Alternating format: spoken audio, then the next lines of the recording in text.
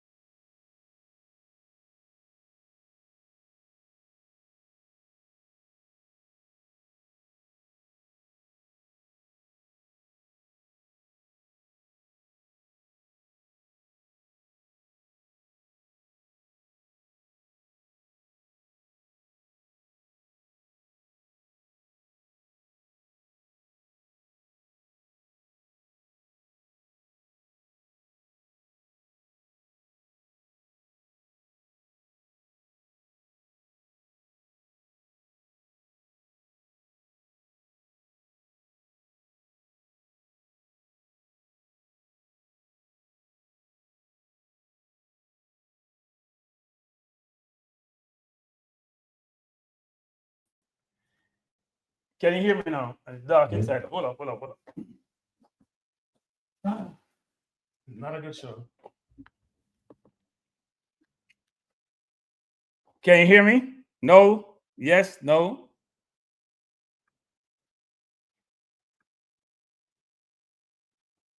Tell me if you can hear me. Tell me if you can hear me. I cuss. Yes, I don't know. If I cuss.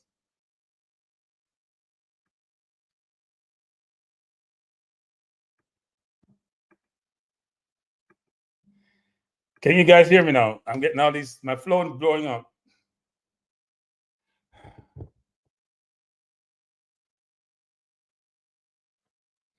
Can you hear me? Can you hear me? All right, you can't hear me now.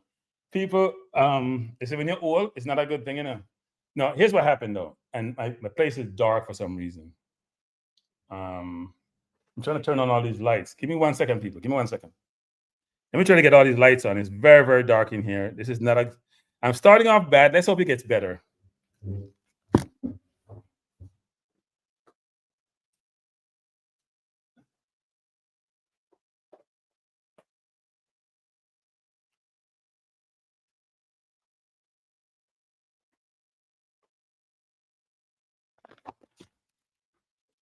This is not a good start. It's not a good start.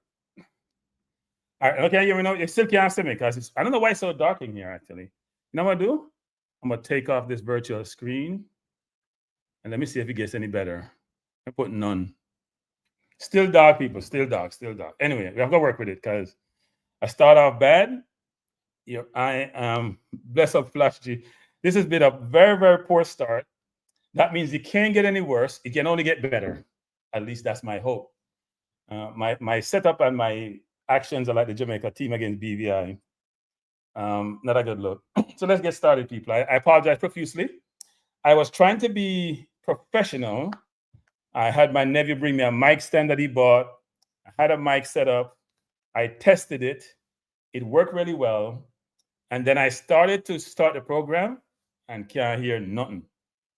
So all the best plans have gone awry. And I'm very, very unhappy. But tell you what, we'll do the show anyway. Show has to go on. So this is the preview. You have to laugh. Let's see how good I am in these impromptu settings. This is the preview show for the Reggae Boyz upcoming game against Guatemala.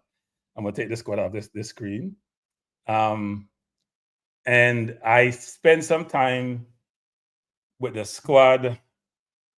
You guys are seeing me, but I'm seeing myself. You know, my picture here is dark as hell. I'm looking at my iPad. You can see me clearly. I can't see myself clearly. All I have is dark images, so it's not going well. I can't see myself clearly. Trust me. But I just look at my iPad and it's clear, so it's good. It's good. I look rough with the beard and things. I'm good. All right. Thanks, Juras. I appreciate it. So we're here to talk about the preview of the Guatemala game. We won't spend any time on the BVI game. What's done is gone. And it's a different day, different discussion. Hopefully, the same positive outcome, but with a better performance. That's all we're asking for, right? And as you know, do you guys want to hear the press conference the coach had today? Let me ask that actually before I jump into these things, because I have my own little soliloquy I need to do. You guys want to hear the press conference? It wasn't a terrible press conference. As I said before, I wasn't going to go. It was a press conference that you need to go in person because if you're overseas, they didn't do any virtual. They did that at JFF's quarters. So if you were a media personnel who was not looking in Jamaica, you would not be able to attend. I look like Mr. Jeek. Bless up, Princess Jillian. I look like Jeek. Hey, Jillian, I have to ask you for your number, I know. But anyway, thanks for the compliment. Jamaica, agree with me? I hear you. But you couldn't. So I didn't get to the press conference, but it's here. We can play it. Why I never go? I'm doing a one-person boycott. This is what I call an ineffective boycott. You boycott something by yourself and nobody now follow you. That means you don't know how to lead. Ineffective boycott. I'm giving the JFF a break. I'm giving the coach a break because I am. we can play the press conference, if you play the press conference, you hear it, you ain't learning nothing new. Seriously. But you know what? I'm gonna play it because I have some observations. I'm gonna call it criticism that I need to put in place. And I hope some people are watching this program at some point so I can call them out. So let me see if I can pull up the press conference, because it has been going well so far about how this thing is working. Let's see if I can pull it up. Beside the door, we kindly ask for you to close the door. If you can hear that. Have the best and quality audio for this press conference. So we'd like to commence. Just raise your hand and then pose your question, whether it is to Coach McLaren or to John. Okay? Thank you. Let me know if you can hear it. I'll start with. Yeah, go ahead. Coach, good morning. Good morning. Just tell me, what does this game mean to you guys? You know, it's a very crucial one, both group leaders. Can you guys hear that? Phase 3 of the World Cup qualifiers. It's very important. Every game's important for us. It's important to win the games. However you do that, you just find a way to win. And tomorrow night we've got to do that again against a very good Guatemala team who we face again in the Gold Cup. So it's going to be an intriguing 2 games. But we focus on tomorrow. We want to finish top of the group. I think both teams are delighted just to have qualified for the final stages. We look forward to that, and it's more for pride tomorrow. And I'm looking forward to it, getting back to playing in Jamaica, in the National Stadium, and a good support, because I've got to say, in the UK, the support was unbelievable. And even the 100 and so people who are in the BVI, we appreciate the support that we're getting around the world from Jamaican people. Procrastination isn't your fault. That's not me, people. That's YouTube. It's a broken advertising as usual. That's YouTube advertising as usual. That's not me. Hi, this was Chris Muscat, TVG Sports. Jonathan, so this is for you. You know, for some friendlies, you were not included, but you had a very good season in England. How does it feel to be back in the squad for some major FIFA tournament, World Cup qualifiers, World Cup, and so on? How does it feel to be back in the squad, and you know, what's the mood like, you know, preparation-wise for this World Cup qualifiers against Guatemala? Yeah, it's been it's always a pleasure playing here. And I think it's just, you know, the season I had that gave me the you know, the boost to work hard, and what I was playing for was to get back into the team. And it was just to get my rhythm back. I guess in the past I've been inconsistent with my club, and so it's been hard to, you know, get picked and show what I can do. So I think the time is perfect for, you know, I've had a good season, and then I can bring what I've been doing this season into playing with Jamaica, and you know, it's always, the aim is for me to play for Jamaica all the time, always be selected. So playing for the club is going to, of course, help that. Yeah, and Coach McLaren, you stress a lot of times about the use of local-based players. We see more and more you include them, and how important it is for them to get opportunities so they can basically show the world what they're made of. Again, stress the importance of them, because we see with a lot of CONCACAF teams, you know, even some of the big names, they always make use of their local leagues in terms of the players here.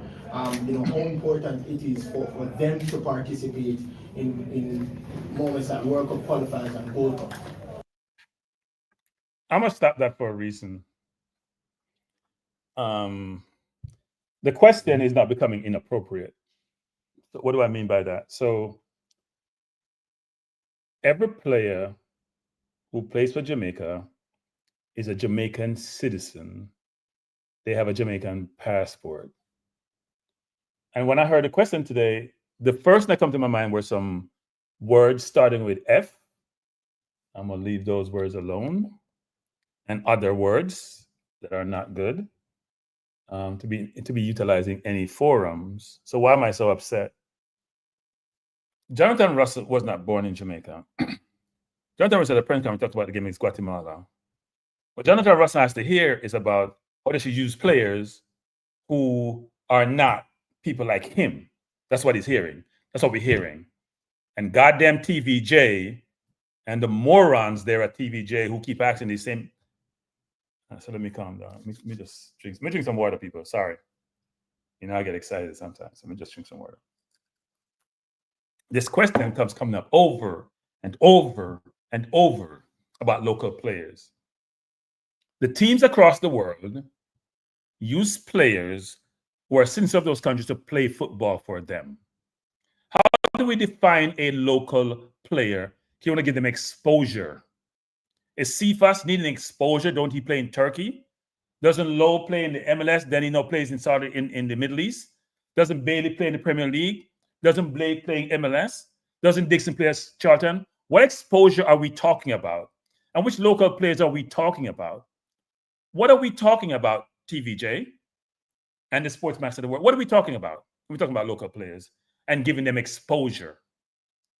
Why is this question? And then if you're Jonathan Russell, you're sitting there thinking, what the hell? I guess maybe I shouldn't be here because I'm not local. I'm not local. What are we talking about when we're talking about local? I don't understand the question that keeps coming over and over and over and over by the same morons who are in this press conference asking these questions because they can't come up with this insightful question to ask. Hey, let me just think on top of my head. Hey, coach, your game against St. Vincent, 2 games, we didn't play well. The game against BVI, ranked 182, we didn't play well. Was the Nigeria game an aberration, coach? Was it because of the field and the environment there? Why is it that when we're in CONCACAF playing against minnows, we're not playing well, but we had one game against Nigeria, a well-ranked team, and we played well, even though both teams weren't necessarily at the same level? You guys who in the traditional media asking the question, please grow up and learn to ask good questions. Go and do some research on YouTube or something or on the internet and find questions you can ask since you can't come up with anything off the top of your head that makes any sense. And then the coach, and I know I'm trying to pity the coach, and I'm concerned about the coach now have to come up with something to make you all feel good by saying, oh, I used 12 and 13 in the team. Why are we like this? Why are we like this? Why are we keep doing the same thing over and over? So these guys who are born outside, because I'm one of them people, like Jonathan Russell, except I grew up in Jamaica. They're trying to alienate you and make you feel like you're not a Jamaican. Right? You keep asking the local players coach, because the team in the region, that's bullshit. The team in the region are out there like Trinidad, go looking everywhere to get players. Trinidad only allow first generation to be citizens. They're thinking about changing to bring in more players. Dominican Republic source players from the US from wherever they can get them from. St. Vincent had a bunch of players who were Vincentian born. Everybody is trying to make sure those who are descendants can be part of their program because they may be better players. If the local players were of the quality they need to be, then they would do well in the CONCACAF region. All they do is get to the second, they get up to the CONCACAF, and when Cavaliers play Cincinnati or Cavaliers play Inter Miami, they look lost at sea. Cavaliers has won the JPL 2 years in a row. Cavaliers has not scored a goal, not even one dege goal, not one goal when they play outside the Caribbean. What are we talking about? See, that's one of the reasons why I'm going to stop covering this, people. Because it's nauseating. It is frustrating. These are people who are the upper echelon in terms of media in Jamaica that's covering sports. They work for the major media outlets. And we're hearing the same crap from them day after day after day. It's not okay. It's not okay, people. And if you are born outside Jamaica and you're playing for Jamaica, you're Antonio, you're Bobby Reed, and Mary Bell, and all you get from there in the press conference, you're at the table. Well, what about the local players coach? How many local players are going to play, coach? This about local players coach. What about local players coach? Everybody in the region using local players coach. Same thing over and over, and it's tiresome, and it's boring, and you guys are boring. That's why I'm not going to come to my press conference with you now. Because I'm like a Maverick, though. Hey, Maverick, me I like you, Maverick. You say you can go press conference with YouTubers, I can go to person traditional media because you believe YouTubers don't ask no good question and then I belong there. I don't belong in the press conference with your traditional media. I don't. And I'm not going back to press conference on traditional media. It is something I'm trying to come to grips with as to why we are like this. Every single press conference, it's the same boring crap from the same boring so-called reporters asking the same boring, nonsensical question. Nothing penetrative, nothing inquisitive, nothing intrusive, nothing outside the box. Same old boring, dry nonsense. And then you're going to criticize YouTubers. Here I go again on this. We're talking about Guatemala game, and after this press conference. That's why I'm not going to none of them. I'm going to play it. I don't want to hear that crap again. And if I'm in a press conference, well, I'm not going to be. But if I was, and you ask a question, I'm going to ask a question that totally, you know what I've said in this press conference today? That's why I'm glad I didn't go. I would have said, Coach, aren't you tired of getting asked the same stupid question about local players? When you should be just picking the best players for your team, Coach? Aren't you tired of people asking the same questions? Because I promised myself I would not beat YouTubers, no matter what they say. I'll try to beat people who are in the same discipline I am, which is so-called media. But I'm tired of traditional media in Jamaica. I am tired. And I'm probably very tired. People are miserable because you know what? I walked a lot of miles today. I got lost. I can't say this. Hey, let's say this lower. People, I got lost walking from New Kingston to Harvard Tree Road. It's so embarrassing. I'm embarrassed myself, you know. I'm like 5 minutes from I walk at people. I still live on Agda Park Road, you know. See, if I walk from Harvard Tree, I walk from Kingston to Stadium. And I've been here since COVID, right? So I walk down Trafalgar Road. I digress. Because I'm vex. Mr. Vex me on that. Trafalgar Road. I walk, I make the left for Oak Road. But I thought Oak Road I'll go away to have a tree. It says Water Road. I say, can't on the right road. I'm walking around one circle. Embarrassing people. Many of just jumping on one cab and say, no, I forget this shit. Excuse my French. I get tired. I just sound hot too. But anyway, I like walking because it's exercise. Let's go back to the program, people. I digress. I'm so vexed. It's a straight road, yes, but you have to go up Trafalgar and then make a left. And I forgot to make the left. Let's just say that. I see Hope Road. I'm like, Waterloo Road. I don't remember Waterloo running into half a tree. Anyway, and by the way, my digress, answer this. I was looking for a Jamaica jersey, people. I have to digress. I'm going to come back to the press conference. Can't really matter. Then I ask a good question. I'm trying to find, Jamaica jersey, the away jersey with the green, the full green. I went to like 4 stores and I'm walking down to the mall at Alpha Tree Road. Then I walk up the Trafalgar Square Mall. I went to like 4 stores. Nobody has them. And it's one jersey, what costs $140 US. We see, oh, to your goddamn mind. Can't go King's Plaza go buy one for $90-something. What may pay $140? So JFF is idiot thing Adidas going on with.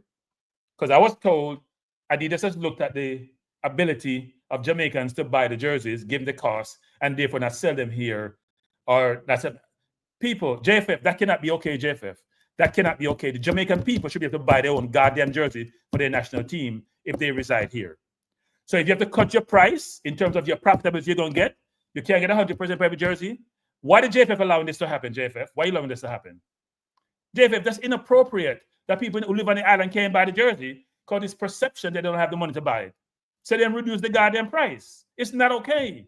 Why we let these people always using us? The jersey sells itself. Anyway, you can see some minute I want to tirade again. Well, no, people say I'm a madman now. Just come on here and be on these tirades without having normal, professional, well-mannered conversation. Let me try to do that now. People, we only have 34 likes. I remember from the channel now. I have, what today's date? Today the 9th? We have 6 more days to get 125 subscribers, or else I'm not do this no more. But anyway, yeah.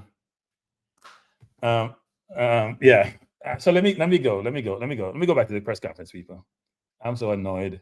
But anyway, I do digress. I think it's important to have a balance, not lopsided one way or the other. It's not okay to have a balance, coach, because the balance that you're inferring represent locally born players versus overseas born players. The balance you should have is how your team is structured. If your team is based on meritocracy, then you can't be advocating balance, because what you're going to say you're doing is you're sacrificing meritocracy to have this so-called balance. And the balance you say you're looking for is saying the local players are not good enough. That's why I need to have that balance.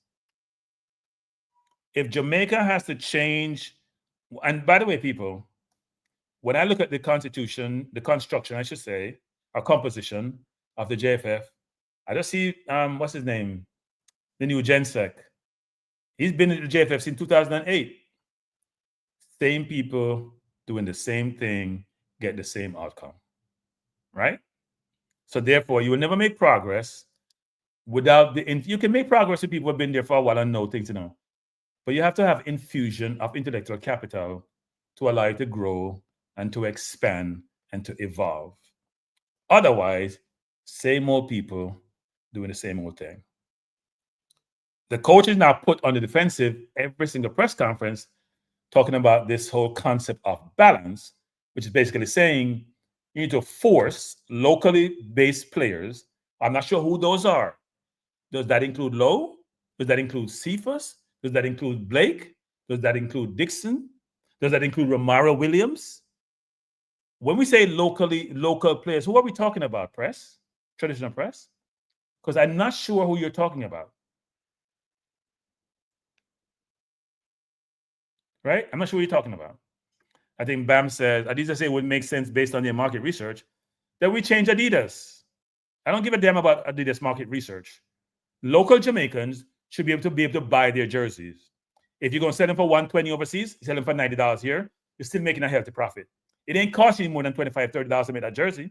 You make them someplace in China or in Bangladesh or some poor country where you exploit labor. How much profit do you want to make, Adidas? 300%? Ridiculous. Bless up, Jason. Thanks for being here.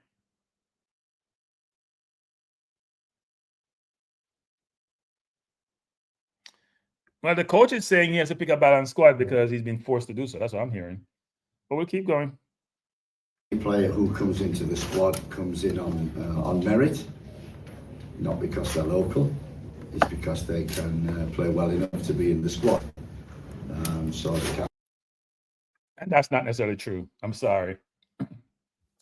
You saw the show I did yesterday to compare Mothersill stats to Tyrese Campbell, who should be here based on his performance for Charlton, to Kaheim Dixon, whose stats, there's no stats to compare because he's not on the Charlton team on a regular basis.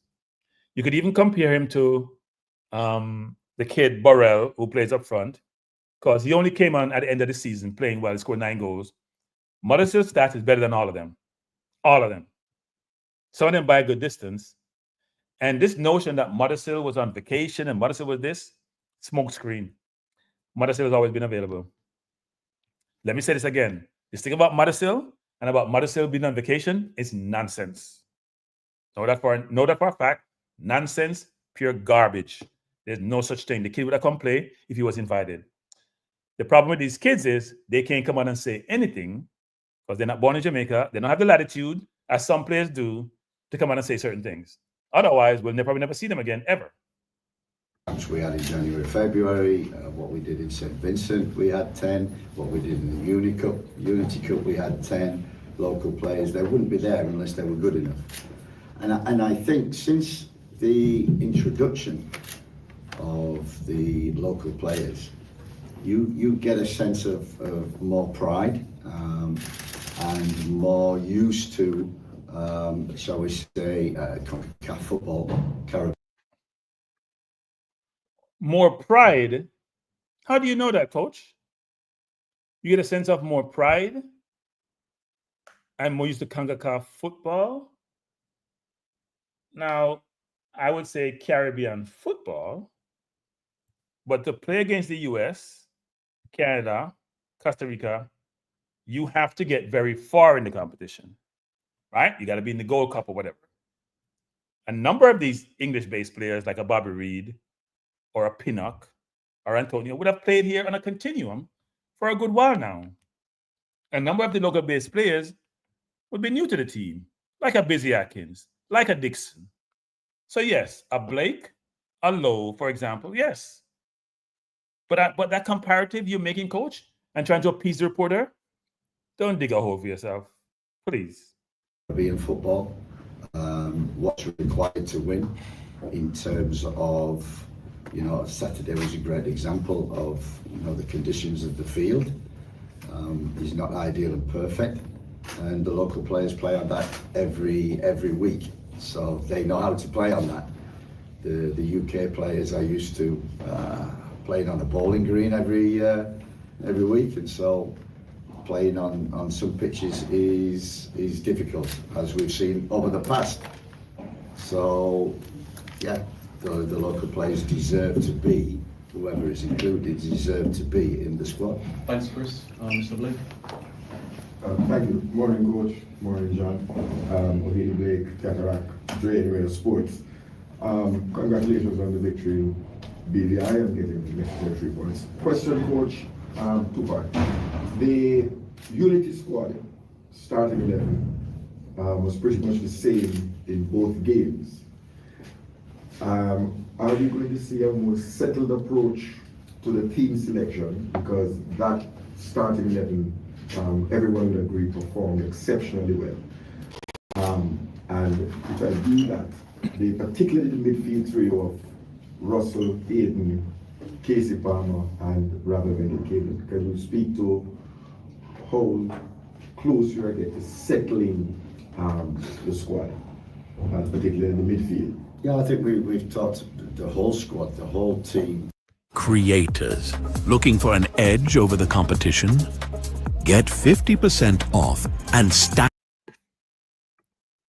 We've talked about the goal, qualification for the World Cup 26. That's the goal, and we're working towards when we finally know the draw for the final rounds. I want by the time that comes round, settled 23 players, maybe additions, so 26, 27, who, yes, I know what they can do, I know how we go forward, I know how we're going to play. So what we've had is games, and the Unity Cup was perfect for it, and you're right, we only had 17 players at the beginning of that against Trinidad, so we were limited in what we could do. They played that well against Trinidad that it was so obvious to include them for the second game, and also players came in late, so that was a no-brainer. And these 2 games, I think we've got people coming in like Demarai Gray, who needs minutes to play. So he played 90 minutes against BVI. So it's a little bit of what we always find also with the camps, and I'm finding out, is that the second game, because of the travel, because of the shortage of time in between, the first game, traveling there, playing, traveling back, training one day, and then playing. The fitness of the players is not as it was for the first. But I think what we've got is a stronger squad now than I've had for a long time. So I have absolutely no hesitation whatsoever. Whereas I think when I started, I knew what my strongest 11 was. I think that's changed over time. We've got injuries to Mikel, injuries to Bobby, and we've had injuries to Leon, people out of form. So over time, I've grown the squad to be more balanced, and we've got damn good players in every position. So what came out in Unity Cup with Kaheim and with Cephas and with Roman Burrell, with John coming back into the squad, it's given us a new dimension and competition for places now. Whereas I would say at the beginning, I knew what the team was. Now, there's that much competition that if somebody isn't playing well, I have no hesitation in, okay, you can rest this game, and with energy, we've got that. And I think that is the key to the second game is that we've got energy. And we've not always got that energy in the second game if we play the same team. So we have not many problems, but obviously Richard King came off with a little niggle in his hamstring. We have to assess him today and make sure we look after him after a long, hard season. So we've got, the squad, it's, whereas before I would be going down in performance maybe. Now I know whoever comes in, is deserved to be in the squad and deserves to play, and is great competition all over the field for places. And a quick follow-up was Isaac Hayes was initially, but not being in the squad in BVI, was that injury related? This is the player. He picked up an illness on the day before we flew, and he went to hospital where he had to rehydrate more or less. So it was pointless in flying over, playing in that heat at 3. So Hayden stayed here. He's fit now and totally fit and available for tomorrow. Eddie? Yes, Eddie Vision TV. The team of late has been up and down in terms of performances. Are you worried of the inconsistency play from the team going forward, especially? By the way, a YouTuber asked that question, by the way. You can know what question YouTubers ask, because they actually make sense, most of them. I think the thing that I'm grappling with is we're creating a lot more chances, but we're not scoring the goals from the chances. So, and I think Saturday was a difficult game. If you see the field, it's what we call in England, and John will know, we call it a leveller. So the worse field that you get, the more the level comes closer and against 90 minutes. You play on a perfect pitch like we do at Brentford, and you see the level is the level. So as BVI was a leveller, and it gives opportunities for smaller teams to cause problems and for us to break it down. We still created 15 opportunities, but we're not. You saw some of the chances, and that's what we need to do. And so it's the inconsistency of scoring. The performance against BVI is going to be totally different to a performance on a different field. And the boys stayed in the game, battled. We needed a second goal, and that's our problem. I don't think we're converting our chances as often as possible in the games, and certainly here we've not scored the goals here. So goal scoring, sometimes you have 15 shots, and some other games against St Vincent we had over 20 efforts at goal, and only scored 1 away from home, and 3 at home, but 2 in the last injury time. If you look younger than your age, you might be one of us. If you've never broken a single bone. So that for me is, Warner Brown's come in and contributed well. Barella's come in, contributed well. I think we need now to see goals, and we get an assist, but we need goals from our wider players and from our midfield players. And that's one reason that John is in the team, has come to the team, because when I watch him at Barnsley, and I think after the winter period, he changed position slightly more advanced and scored goals. And I think he's a great addition to the squad, and gives us that threat, as you saw in the Unity Cup, and even I'll say he should score with a header. But creating chances from midfield. We need more goals from around. We scored 1 from set play. So front players, wide players, midfield players need to contribute more. Otherwise, we're not going to win football matches, and we're going to see inconsistent results. Good morning, Coach. A question each for you, first one. Coach, the first question is that Jamaica and Guatemala are the two teams that have already booked their spot in the third round already. But you're going to face them again for the opening game of the Gold Cup. How much is tomorrow's match going to be a bit of a dress rehearsal for you before you go into the Gold Cup opener this weekend? Simple, two different games, totally. We'll probably have a different team in the second game than we will in the first, same as they will probably. So, two different games altogether. And the main priority is tomorrow. I remember your first goal, I believe, for Jamaica came in Gold Cup against St. Kitts last time. Now, back in the squad, having been out for a while, game becoming thick and fast. How are you being handled that responsibility and how much are you looking forward to the Gold Cup coming up this weekend? Yeah, playing a lot of games, you know, that's my aim. I love to do it, I love to play. That's what I want to do, just play every single game.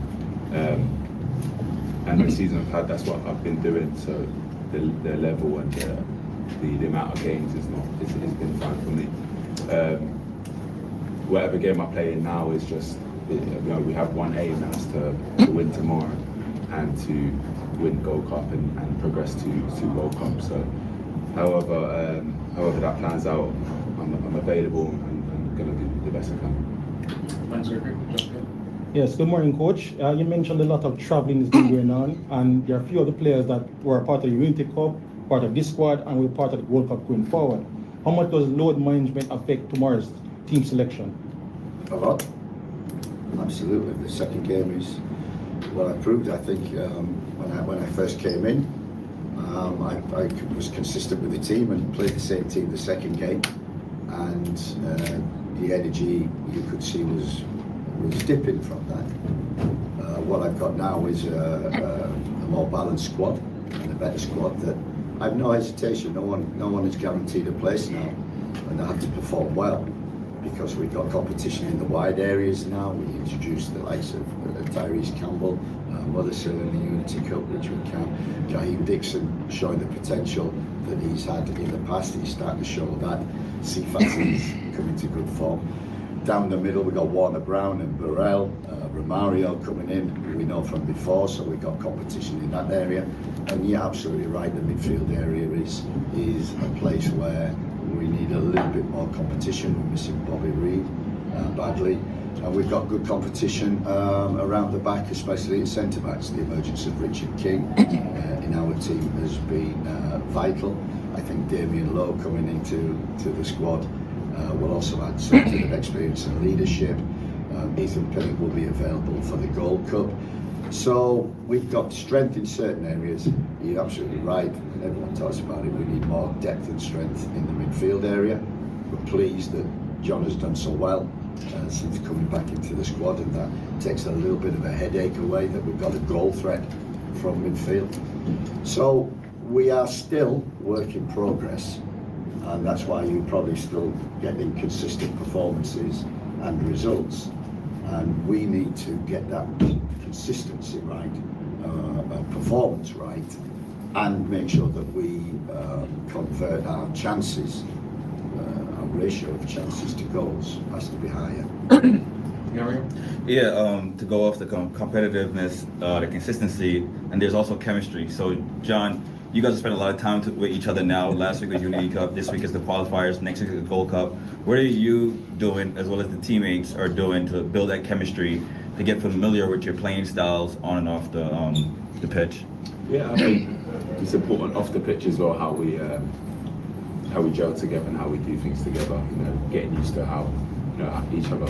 Want to get rid of this visceral fat? Check this out. This is how to get in shape fast. What is the and how we live and how we take jokes and how we do stuff like that. So that definitely helps. And then on the pitch, you know, in training and games, you know, someone's, you know, if even a small little compliment, you know, boost the players, and you know, that brings some chemistry as well. You know, training and watching how players play, and even, you know, when we play against each other in our local teams, you know, we see what the players are best at and what they're not so great at, and so we can obviously adapt and help around that. So the chemistry is there, and it's growing, and especially from the Unity Cup. we've all gelled together. You know, we've spent a long time with each other, so the chemistry's only getting a bit better. Thanks, John. Daniel? Hi, Coach. In terms of our performances at home, they haven't been the greatest. Team hasn't won since you've joined at the National Stadium, at least. How important is this game not only to find out where the team is in terms of their progression, but to kind of calm fans who are a little concerned after seeing performances against BVI and so forth? I think we can explain the BVI, and we know from experience it was going to be that kind of a game. We scored early, we should score the second, and that makes the game always close and a little nervous, which it shouldn't be. And also having a little respect for the opponent as well, and making sure that complacency doesn't come into it. But look, about tomorrow, it's about winning here. It's about winning here, and it's about scoring goals here. You know, that's my next goal, my next milestone is, to make this a place where people don't want to come. To do that, we have to win games here. To win games, we have to score goals here, and we haven't done that for both of them. Matthew? Good morning, Coach. Good morning, John. Matthew from National Sports. John, you're one of the few players in the team that has a profile that permits him to play all three levels of midfield. Coach said in a recent interview that his ideal midfield consists of a creative player, a controller, and a six. And you've played all the different levels. How has the experience been in playing all three different levels? And where do you see yourself that excels the most? Yeah, in my career I've been a six. Playing out through Chelsea, I've been an eight. At Huddersfield I was more of a six. And so in Barnsley now, I've been more of a 8/10, so a bit higher. Give me a bit more freedom to come up and down, box to box. Give me freedom to create, but also get lots of chances to score. And making the box all the time, getting on the ball and driving with it. Being able to adapt them through positions is only going to help the team and help the manager and the team he picks and the way he wants to play. And so it's only it helps me and helps me understand other people's position when they play in midfield as well. And so there's a lots of rotation you can do with that. I'm used to all three of them positions. I think I've thrived in the 8 position this year. So I just look to carry my performances on. John, you have 7 caps for Jamaica, all of them outside of Jamaica. You've been in camps on the island, you've seen the support. What would it mean for you to make your home debut tomorrow? Yeah, it'll be massive. I haven't come on at home yet, and so I would love to. That the aim is to play in front of your fans and play at the best of your ability. It'll be amazing to win and to get a goal. But especially in front of our fans, I think it makes it a lot more special. And so that I'll be more than happy and grateful, and it'll be a pleasure to play in front of our fans tomorrow. Finally, right here. Good morning, Coach. John Stewart, JFF Live. Guatemala will, of course, pose a very different threat than BVI, not just in terms of the caliber of the opponent, but tactically as well. As we've seen over the course of the last year, they've played against Honduras, Uruguay, Costa Rica, and come out with positive results and still generated a lot of chances. So how will you tactically approach this game? Yeah, you're absolutely right. Very good technically, tactically, got a settled team, a way of playing. So be totally different game. One end of the spectrum to the other end from the BVI. It was, it was a leveler. It was, I remember I played on them pitches in the 80s. It was very, very difficult. So it was a leveler. We got through. That was the most important. We got the result, got out. But tomorrow is important because it's against a very good team. Very good team technically, very good team technically. Great win against the Dominican Republic the other day. It's going to be a tough game. This ain't going to be easy. And again, it's another experience. There's no easy games in the Caribbean, whether you're playing St. Vincent, the BVI, Guatemala, Honduras, Costa Rica, Trinidad, whoever. There's never an easy game. But what we want to do is try and impose our game at home and win. John, Coach, thank you very much for your time. Members of the media, please remain. So that was the coach. I did get a bunch of questions here. I tried to write down one here that I saw, not from the press conference. It is what it is. Am Henry, who always has these doozies, she had one when she talked about 2 players getting contracts overseas. But she asked a very pertinent question and a really interesting question, and one which should be reconfigured in a number of ways for the coach. I know where you have these things nowadays where you're talking and it's doing writing and you're not trying to record yourself. So I wrote down, inferring what she said, the question A.M. Henry posed, or the statement she made, was, which players are going to be out the team when the other 4 or so players come in? And I was jotting down names. I have here a probability. No, I'm going to rephrase that. A possibility of 6 to 7, probability 1, 2, 3, 4 at minimum. And I expect those 4 in the September window, and then a couple more probably later on, because I got to work 2 papers. And of the ones that I have here, at least 4 are sure starters. And of the ones I have here, 6 have Premier League experience. So they ain't up on nobody bench. So we can keep talking about balance all we want to talk about. We can talk about all the things we want to talk about balance this and balance that and local players. And TVJ, you and your people can ask the questions you want. But most fans, if they're fair, if these players come in, will say, hey, give us the best chance to win. Now, Princess Jillian asked a brilliant question, which is, well, I don't know if the question is brilliant, but she's asking me the question, what question would I pose to the coach? And I hadn't really thought about it, because I just kind of blanked that out. But I would say a couple of things. The coach was very upset after the U.S. game when we got beaten 4-2. Probably could have been 10-2, frankly.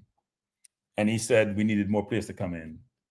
So the first question would be, have you gotten all the reinforcement that you wanted in the areas you wanted it? Because you have indicated now you have a much more balanced team. And if someone's not playing well, then they can be replaced because you have a balanced squad. Cataract had asked the question about when we're going to be settled. Cataract, I hate to beat you, but it was not the best question, given the example you used. Because as we know in the Unity Cup, nobody used their full team. Trinidad may have used 4 or 5 players.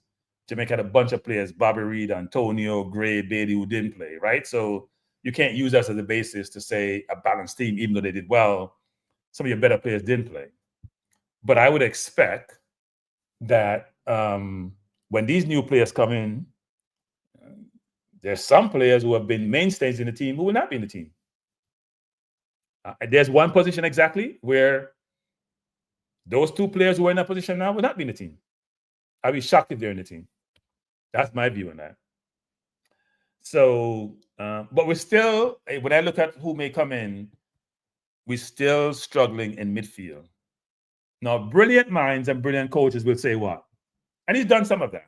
I'm not going to say it's brilliant by moving grade to the 10, but to me, grade to the 10 is more like, oh, by the way, I said grade to 10 maybe 3 years ago, and Damian Lowe said to me, no, he can't play with his back to the goal.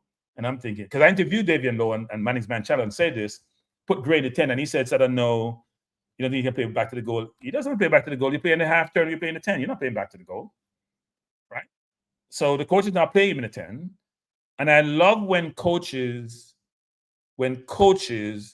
are creative in their thinking and creative in the view of, you know what? I have a player. He has certain skill sets. Maybe that skill set can be morphed into something else and allow me to be a better team than I am today. Perfect example, Iwobi, who used to be at Arsenal, was a winger, went to Everton, now at Fulham. The kid from, his name's slipping me now, from Newcastle, big, tall, center forward, playing midfield now. was a center forward. They weren't by coaches who made the decision. It was by chance that they got there. Even Dwight McNeil, who was a traditional winger and now plays some of the 8.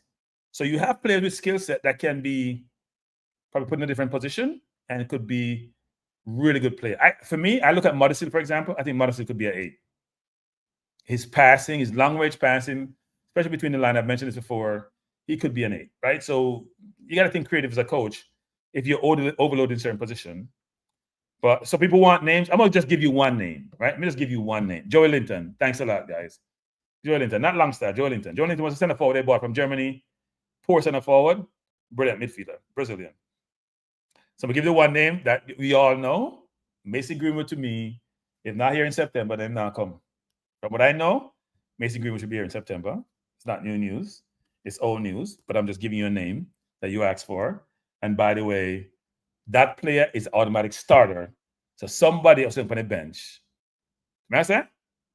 You have Cephas, Gray, Bailey for 3 positions. Then you have Greenwood in. Now, unless you force somebody in the center forward spot, like a Greenwood, somebody's on the bench. Best of Unseen Sports, thanks for being here. Somebody's on the bench. And so therefore, and that's what the coach talking about. So you have Tyrese Campbell, you have Dixon, you have Cephas, you have Gray, you have Bailey, you're going to have Greenwood. It's a lot of players. And if you want to put Mothersill into that mix, but Mothersill is going to be more of a 10, you have that mix. It's a lot of players, people, and a lot of quality players. That's why you hear me say earlier that if we get the players to get, I'm not going to fear Panama. I'm not going to fear Costa Rica. The only person I fear is the coach, who I think could mess things up. But these are quality players who are supposed to be coming in. Some are at different stage of trying to get their papers, I think, if I get that right. Because I hear a lot of things coming out of England, not necessarily out of Jamaica. And I'm supposed to interview 2 people, actually, but they're not for the Reggae Boyz, for the more junior team, where I have some consternation about trying to file for their papers. The PICA thing is a frustration, people. The PICA thing is painful. PICA thing is painful. But here's the squad that we have for the Reggae Boyz, right? Here's the squad that we have. Not the best in looking because I was struggling to get it up. But that's the squad here for the Reggae Boyz. Busy Atkinson is a midfielder. I don't even know how that works, people. Busy Atkinson is not a midfielder. I mean, you can put him up front. I guess you have too many people and it will look bad. So you got to force him in the midfield. It's nothing against Busy Atkinson, you know. But he's not a midfielder. Hey, Unseen, you follow the football. Is Busy Atkinson a midfielder? Different hairstyle. Yeah, Unseen. We are under this guys. Busy Atkinson's not a midfielder when he played for Cavaliers. I don't even understand that. And we're short in midfield.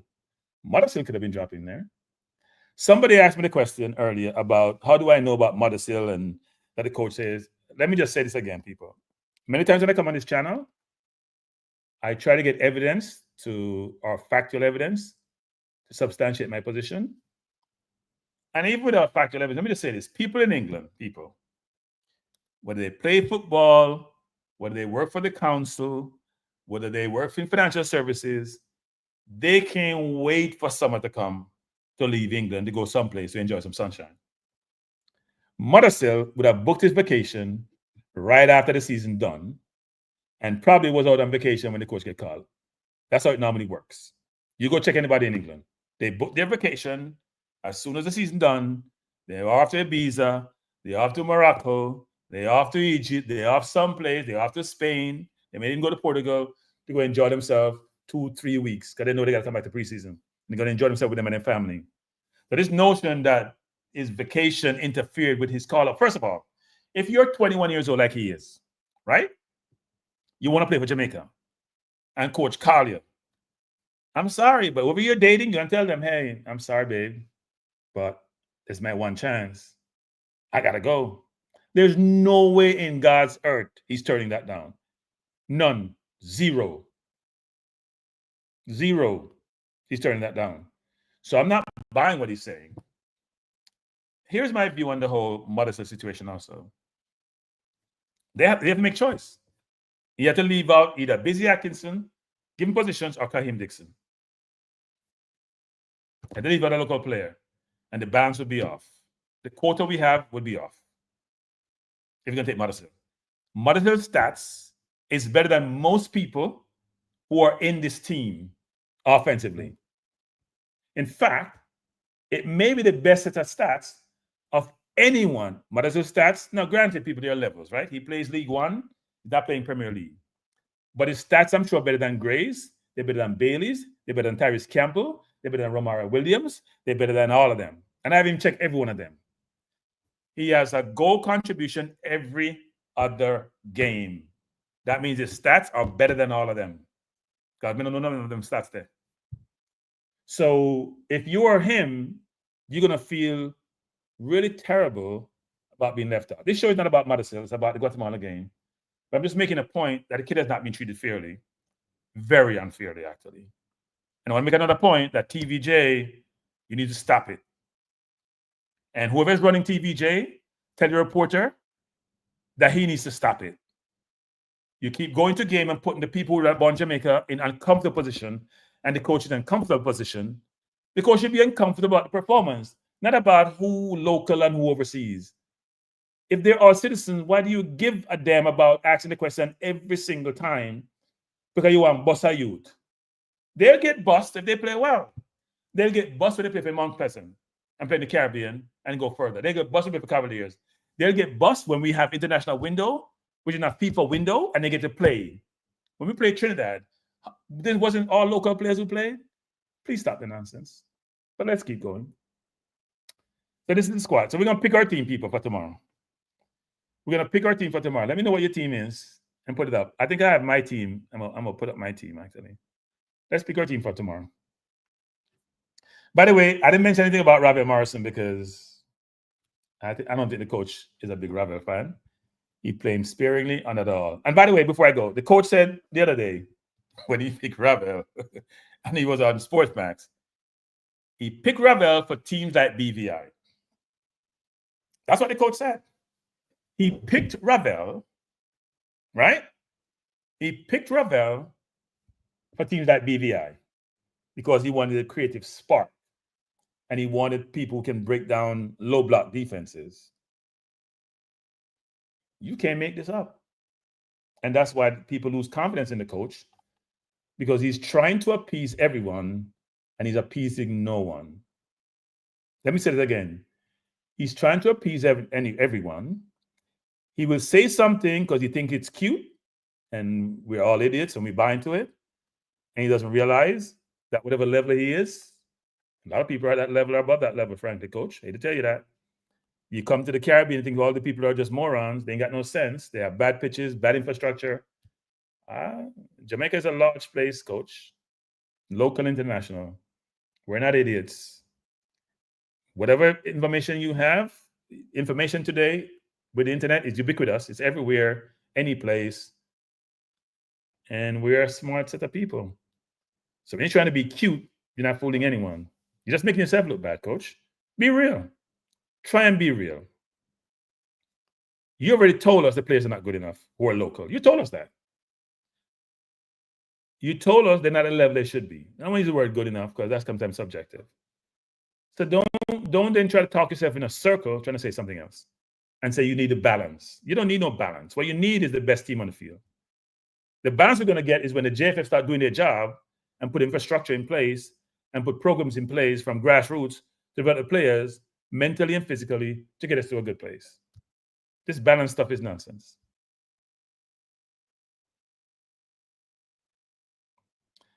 I don't know what this Ravel thing is, but I'm not going to put anything because Ravel Morrison is not in the chat. I'm not going to put up because I know the people are at training. Actually, I did, by the way, I must say this, and I'll get beaten. I did go to JFF office today. Simon texted me, told me my media pass is ready. So I did go over there. I think I saw Cephas. Yeah, Cephas was over there. And I think it was Keem over there too. So I did go there. Doesn't mean I'm going to be a media person. I'm going to do my thing. I'm going to capture pictures and stuff and post them. But yeah. Cranky, I just in the coach of dementia. I think he's trying to please everyone. So let's build our team, people. Let me pull up my team. I think he's trying to please everyone and he's not pleasing anybody. Be real, coach, because we're not morons. So this is my team, people. Let me hear your view on this team. This is my team. Let me see if you can see it. If you can see it well, I'm trying to spread it out. Let me know if you can see this team, people.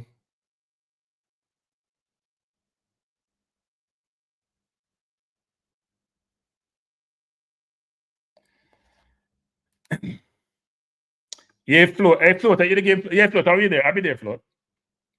I'll be there if I feel well, because I'm under the weather, I'll be honest. I mean, I sound like it, but I think I picked up a bug, so I'm not contaminating anybody else. So we'll see how I feel tomorrow.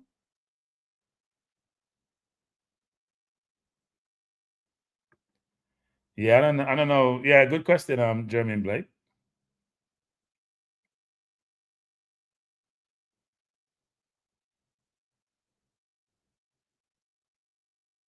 No, Princess. Yes, he wouldn't know, Princess. He wouldn't know yet anyway. People, if you haven't hit the like button, please do so. And if you haven't subscribed, please do so. I only have, how many days I have left? I have 6 days to get to a certain number. Yeah, I put myself under pressure.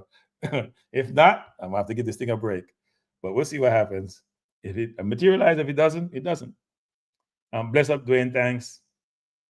Welcome home. I don't know if you guys don't welcome people who born overseas, so I don't know about that. Even though I grew up here, because I came to Jamaica when I was about 3.5 years old and left here late teens, but I don't think I want to be back at all. Let me guys know the lineup. I think he may play a more local player in the center forward position, but that's my team.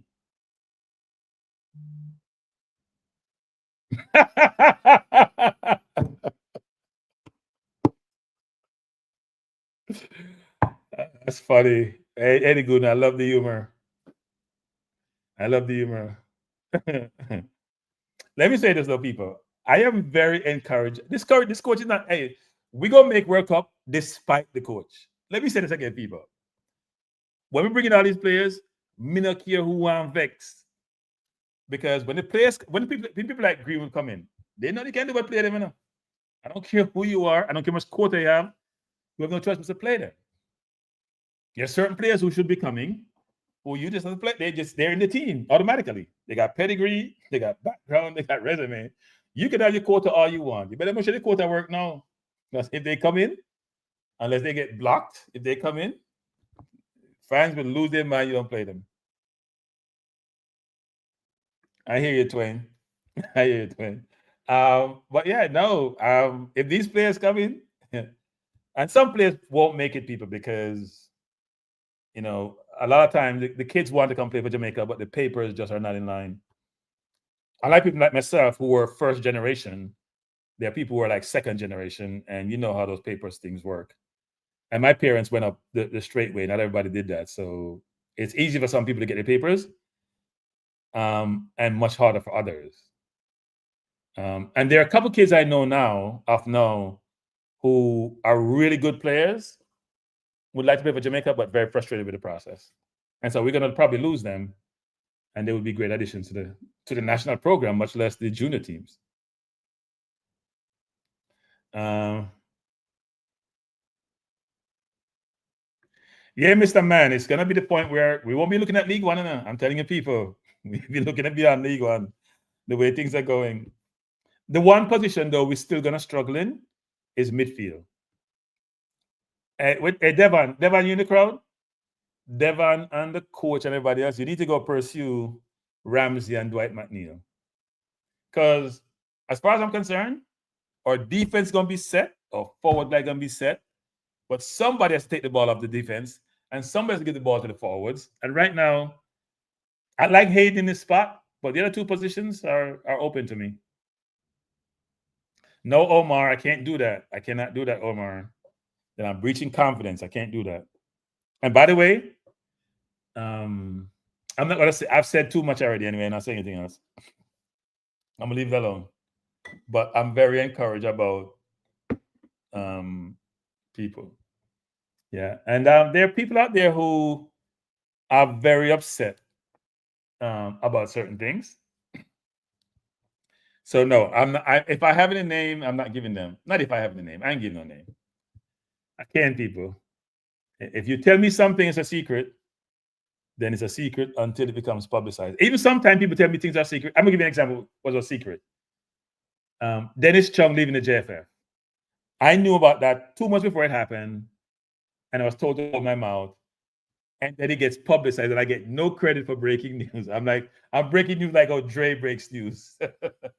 So this happens, and sometimes you just have to hold your corner. People say you can't talk, but you can't talk about it. What is Devon saying? Hey, Devon, go first. Devon, you're the recruiter for the team. We know this because nobody else in the JFF does recruiting because they don't want to. We need Ramsey and we need Dwight McNeil. Dwight McNeil, if you ever watch this program, I love your game, but you're not getting the England team. It's not happening. They have too many players that play your position.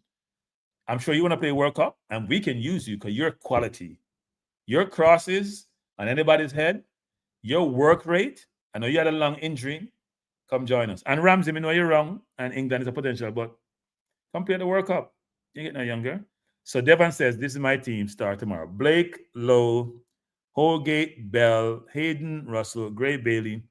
So Devon's team is one different from mine. I have Burrell starting up front. Devon has Brown. And Devon may be right. No water peakers.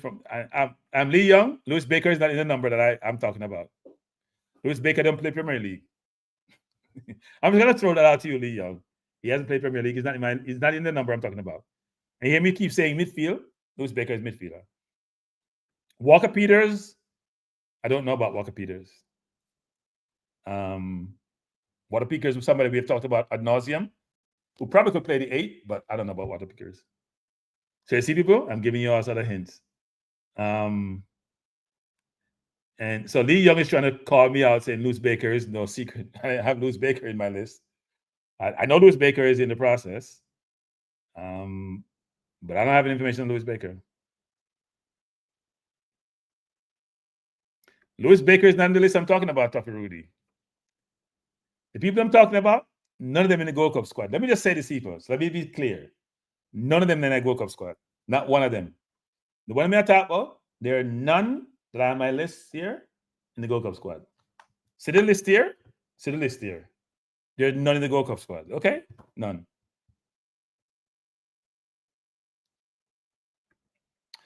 No, Claudine, they're grown up, so it's hard. Hey, Claudine, it's like you bring it. Claudine, say you brought in Antonio and Greenwood, for example. Greenwood is actually an example. So you brought in Antonio and maybe even Bobby Reed into the team, or traditional Premier League players. It's hard to say you're going to play somebody else over them now. It's hard to do that. Who doesn't have the pedigree? So now we're going to start guessing and narrow the list down. I'm stop talking about this. I'm stop talking about this. I will move on, people. So what's your team, people? What's your team? What's your team? What is your team? This is Devon's team missing. Do you think Burrow will play over Brown, or Brown's going to start? Brown has scored 2 in 2, you know. So Brown is batting 100%. No, is it 2 in 2 or 2 in 3? 2 in 2 in terms of official games. No, 2 in 3 because he didn't score in the first game, but he only got a small time. He got the penalty. So he has 3 goal contribution in 3 games. Yeah, but on the top of Brian Burke, that was a bit different, right? Antonio didn't come the first time because they say he wasn't good enough. And then he didn't really get benched when he came official. I'm not talking about any more names, people. If you hear names out there, those names could be correct, but I can't talk about it. So I'm going to leave it alone. But I'll just give you some numbers that when they come in, the coach can talk all he wants about balance. That balance will change.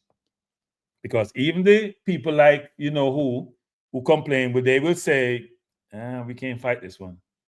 If Greenwood comes, is anybody going to say Greenwood shouldn't start because he's not local? I don't think that's happening. I don't think that's happening.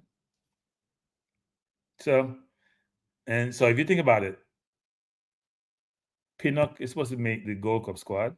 I don't understand why Bobby Reed is in the Gold Cup squad. And not because of ability. I was told by someone in the JFF that Bobby Reed would not be in the Gold Cup squad because of his injury and knee problem after his last game with Leicester, I think.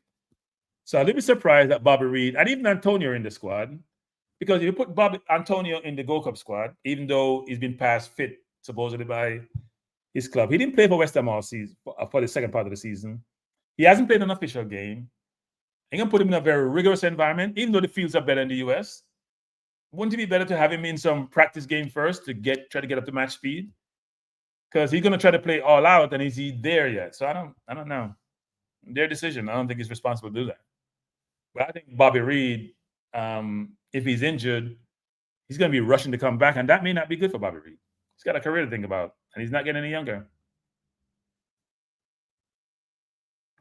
Hey, Cranky, if they play for Arsenal, we're going to turn to next. No, they don't play for Arsenal. None of them play for Arsenal.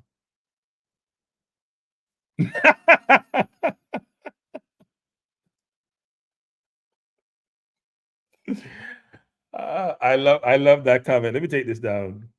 You guys tell me what grade my team, people. Grade my team. You know, I'll put it back up. Grade my team. The Tougher Rudy says, Cranky, maybe at dinner later today with Speed, you can ask him about Mothersill. You know what? I should text Speed. I'm gonna text Speed now and say if he wants to go to dinner. I'm gonna do it. He's gonna tell me go jump off a bridge. I like trouble. Let me see if we can find Rudolph's number. Unless he blocks me. Let me see. Text Rudolph. I would have no problem going to dinner with Rudolph, you know. Seriously. I'm gonna text him, Rudolph. I am in the country. Wait 1 second, people. I'm doing this. I'm dead serious. Country. If you would like to catch up over dinner, let's do so. I have nothing against Speed. But I'm gonna call him out. Rudolph, I'm in the country. If you'd like to catch up over dinner, let's do so. What are people? You know, I'm sure they have in the US, where they have your spouse call or a family member call or something, and they get blasted. I'm gonna do this. If you would like to catch up over dinner, by the way, I'm a vegetarian.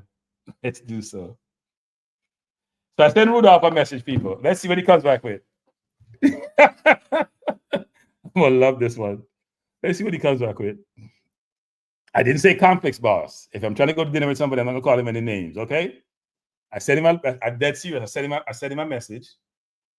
You guys think I'm joking? Let me see if I can put up the message. I won't tell if I will be very conscious of what he says, because I probably won't share it with you, but I did send it. We're not bad, man. No, man. Rudolph no better, man. Rudolph just said that hey DJ, Rudolph just said that I'm vexed with me, man. He said because I'm vexed with me. Trust me. Rudolph just said that I'm vexed with me. And thinks that me I call him out and me I focus on him. Rudolph should know that my heart is in the right place, but my mouth may not be, because I'm gonna say what comes there. I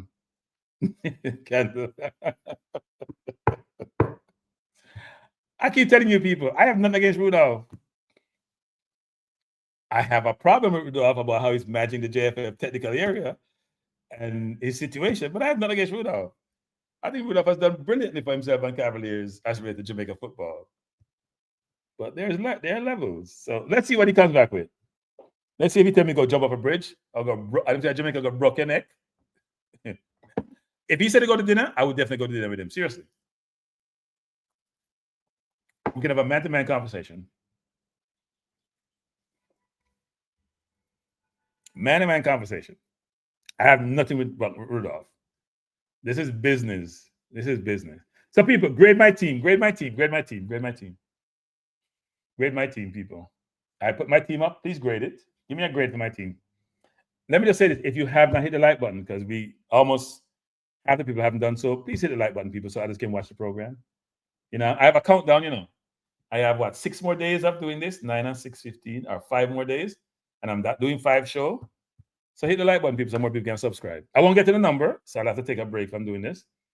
But at least make sure we're going there. So people 8.2, 9, solid 7. So, okay, let me just say this. If you give me lower than a 8, they got to tell me who I'm missing.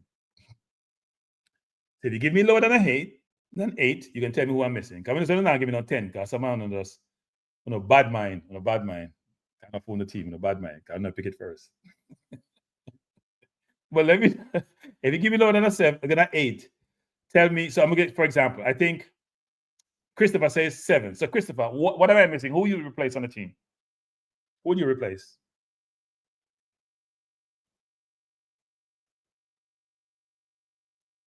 How much more subs to 3K? I think it's 116 presser. Me not stress about it, no presser. Me not stress, you know. If negative 3K, me just take a break from doing this. A long, very long extended break. And spend much more time focused on other subjects that I'm very interested in. Somebody say I'm going to trade in Reggae Boyz for Trump. Right? There's so much Trump material and Trump fans. I don't think Jamaica fans are brutal. I used to do some Trump thing on my other channel. They come hard. They come hard. And you know I don't take. I know I go to the basement when they come, so they can come out as they want. I'm going to the basement. Well, no, it's a reason because I'm working on my website. It's about how do I put it? I'm working on my website, which I should have published a month ago, and I have been pushing off my India team for the last 3 weeks. They've been trying to meet with me. Because I don't want to pay them yet. No, it wasn't the money thing. To do the website, and I haven't been able to focus on it, so I need to spend time doing it. And secondly, I have some other personal stuff I need to take care of. So this program does take a lot of my time. And so if I don't see the encouragement from the subscribership and the growth, then I have to prioritize, right? So that's just part of it.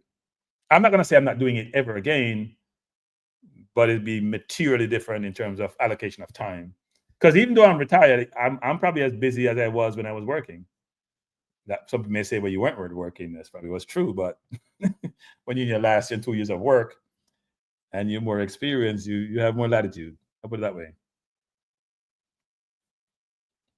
So Chris said, out of the big 4 players, how much you think as must starters? Okay, let me go to my list. Let me go to my list. 1 second. So we can answer Chris' question. Must starters. Hey, people, let me just tell the people. Seriously, me not joke. Rudolph says, okay. I'm dead serious. Rudolph said, okay. I told you Rudolph not hit me. I don't know, I try to say Rudolph hit me because me call him out on public domain. Him say, okay. So, hey, if I return from dinner, I know say Rudolph dinner with. I'm going to dinner with him, though. And I'm going to pay for dinner when I go dinner with him. Now, you know what? I'm not pay for him because I make enough messy money. I can pay. I have nothing against Rudolph. And Rudolph know this too. So Rudolph says, okay, people. I'm not lying now. I think that lie me I tell. I don't want to show too much message by yourself. Because you know, so when Rudolph, see the people, I cover it up. See there? This Rudolph response. Can you tell me I lie me I tell? And you can see that? I can't see. I'm putting that camera. You can see that?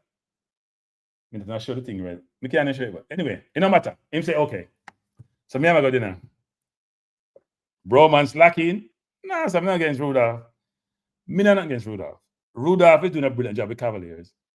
And Rudolph hard probably in the right place. But Rudolph, if you understand, say, me a Carties and me see it. And Rudolph alone me call out everybody. Rudolph just thinks me pick on him, but me not pick on him. Rudolph say, okay, so bless up. Hey, and by the way, our Rudolph now serving on papers with defamation. I hope you don't serve on defamation papers.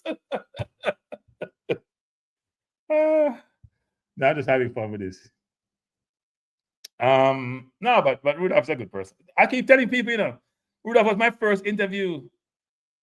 And Rudolph still did 2 o'clock night man to interview him. So Rudolph and me have the same perspective, man. Me just can't help myself. I've said one bit on my mind. For enemies, so if I keep me close, yeah. all right, Chris. Sorry, Chris. So automatic starters is hard, right? Automatic starters is hard.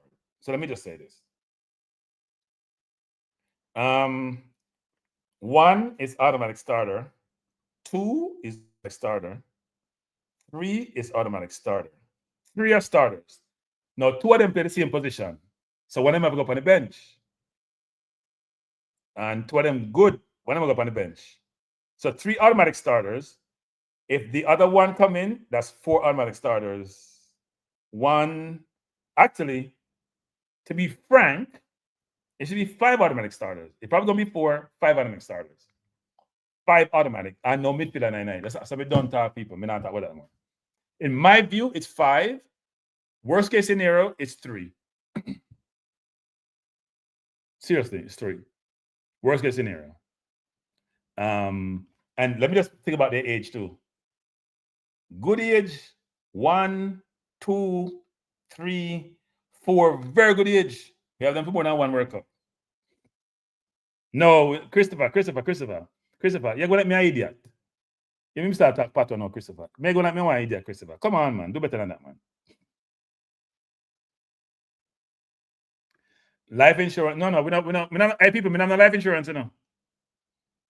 We don't have no life insurance. Me say, me no want none. If me dead, just throw me that one hole and get rid of me. You know, life insurance.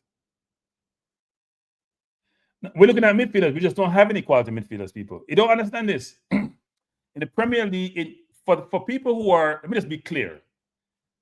Individuals who are black, who have Caribbean descent, we don't produce a lot of midfielders. You go look. If the Caribbean is worse than England, but go look at England. Most of them are forwards and defenders. Look at our team. Most of the quality players we have, the Greenwoods, the Antonios of the world, the Baileys of the world, the Demarai Grays of the world, the Pinnocks. Ain't none of them midfielder. The one midfielder we have, whose life has gone up and down like nomad, is Ravel. That we can say could have been exceptional, but end up being a nomad. Pension must be great. Yeah. The people who I'm a relative, they're not dead ugly. I make sure of that. But no, I don't have life insurance, people. My mom, you know what's funny? My mom didn't have money, but my mom made sure her life insurance was paid up. And she made sure I paid it before she died. So when she died, she made sure I left something for her pitting them. Which was really admirable to me that there are individuals like my mom out there who made sure when she died, first there's money to bury her, and then second, her kids and grandkids, whatever. Many not even kids, but grandkids can get something. So those of you out there, don't burden people when you're dead. Pay for your funeral because you've been negligent. Okay? Don't do that. Make sure that people around you, when you die, can benefit materially from what you left behind. I mean, I say if it's left money so they can go splurge, make sure you're not being a burden to them.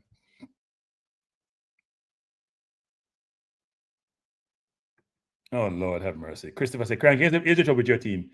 Lack of unified pressing, going to destroy that lineup. Bailey and Gray don't like to play defense. Yeah, but wisdom, we're not a pressing team, so it doesn't matter. I don't even know what we do. Do we press? Do we play half block? Do we play mid block? Do we play low block? I have no idea what we do. Coach hasn't explained that. Why nobody pressing the coach about the style of play, people? That's all right.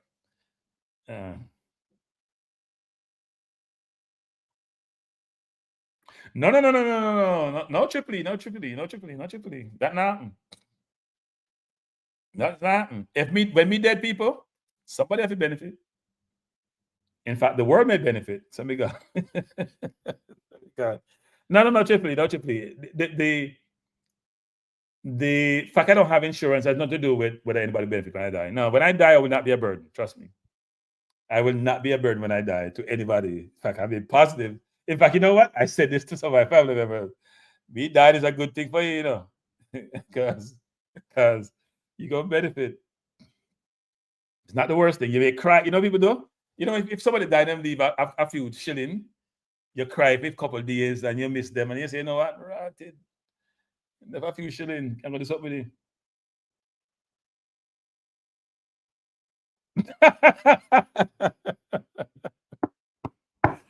I hear you, 433. People, please hit the like button. 433. No, I don't. People, I'm a man of my word, you know. My word is not just pure up in the ear, you know. I'm a very principled person. Right? I understand I understand what you're saying, but I'm a very principled person.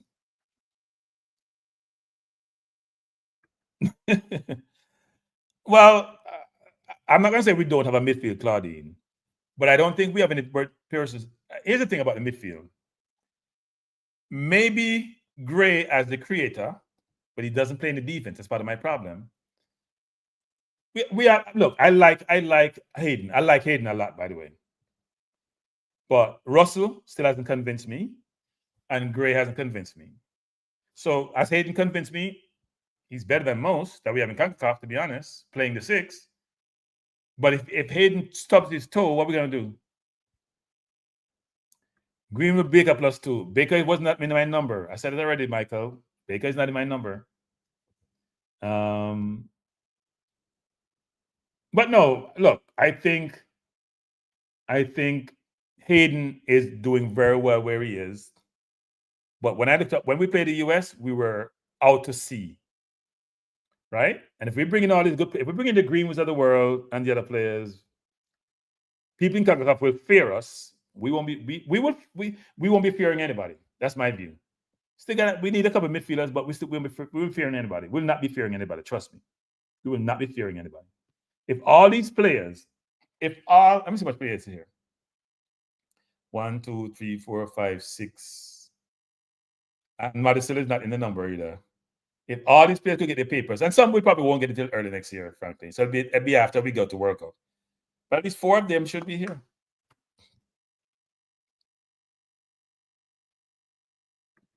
Wisdom, I will be doing that when I pivot away.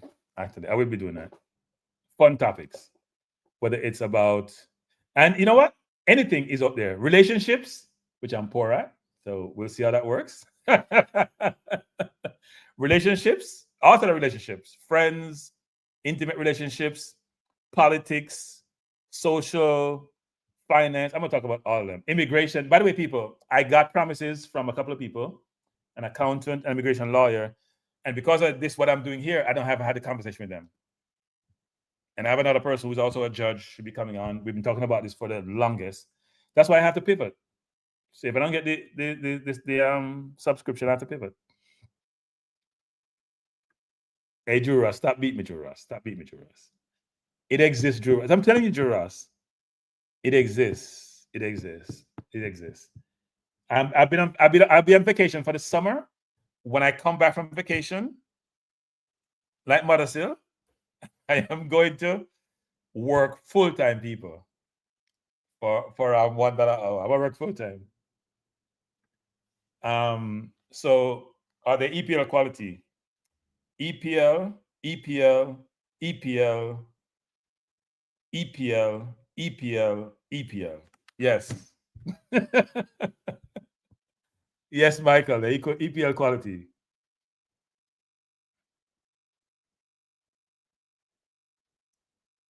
Chris Williams said, Cranky, I know the 4, 2 defenders, 1 CDM, 1 winger, a lie. We can't run. You're not right. You're not right in totality.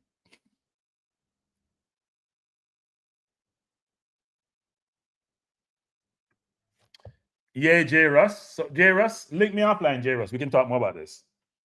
I do a lot of mentoring to people. So J. Russ, use the 347. 1 second, J. Russ. Let me put that up. This number, J. Russ, people don't call me this evening because my thing is disconnected. But J. Russ, you can call me that number, J. Russ, and we can talk more about that. Yeah, I've seen engineers at 40 pivot. It's tough, but you can pivot. And by the way, people, if you've ever been an accountant, you must get, it's going to be tougher with AI, but you always get a job. Because every company needs an accountant, some way, shape, or form. And even if you don't want to do accounting with your accounting degree, it helps in other ways, shape, or form. So, yeah. Bless up Tycoon and bless up Jerome. And people, please hit the like button, people. But no, seriously, I do mentoring. In fact, I am very unhappy with myself because one of my mentees, who's an engineer actually, he I was supposed to meet with him last Monday, but I was flying. What was it? No, last Thursday. We meet every month, and I was flying, and I told him we'll meet today. Then I realized, no, tomorrow. I realized I have to go to the game. So I'm going to meet him again. But he's been great, actually. In fact, he just sent me something to read, which I'm going to circulate. Yeah, actually, you know what? I should look it up. He just sent me something to read because I'm going to try to find what he just sent me. You guys can look it up and see if you can find it. Because I think it's a good read. I haven't read it yet. I haven't listened to it yet. It's not a read, actually. It's something called Where the Smart Money is Investing. It's by Tony Robbins and Robert Smith. You know, Robert Smith was the richest black man in America. I think he's now second. It's on YouTube, it looks like, and it says, Tony Robbins and Robert Smith, The Power of Playbook, Making Great Companies Extraordinary. And Robert Smith used to work for the company I used to work for, and he made all of his money as a private equity in buying positions in technology companies. He did brilliantly. He's the one involved in the museum, Black Museum in Washington, D.C. But anyway, you should read that. It's called Where the Smart Money is Investing, and it's by Tony Robbins and Robert Smith. Smith's one of my favorite people. I'm not taking any call determined tonight. I'm not taking any call because people complain that when I take the calls, because I don't have my setup, it doesn't work well. I'm determined. I know you want to beat me really badly. You'll get your chance to beat me.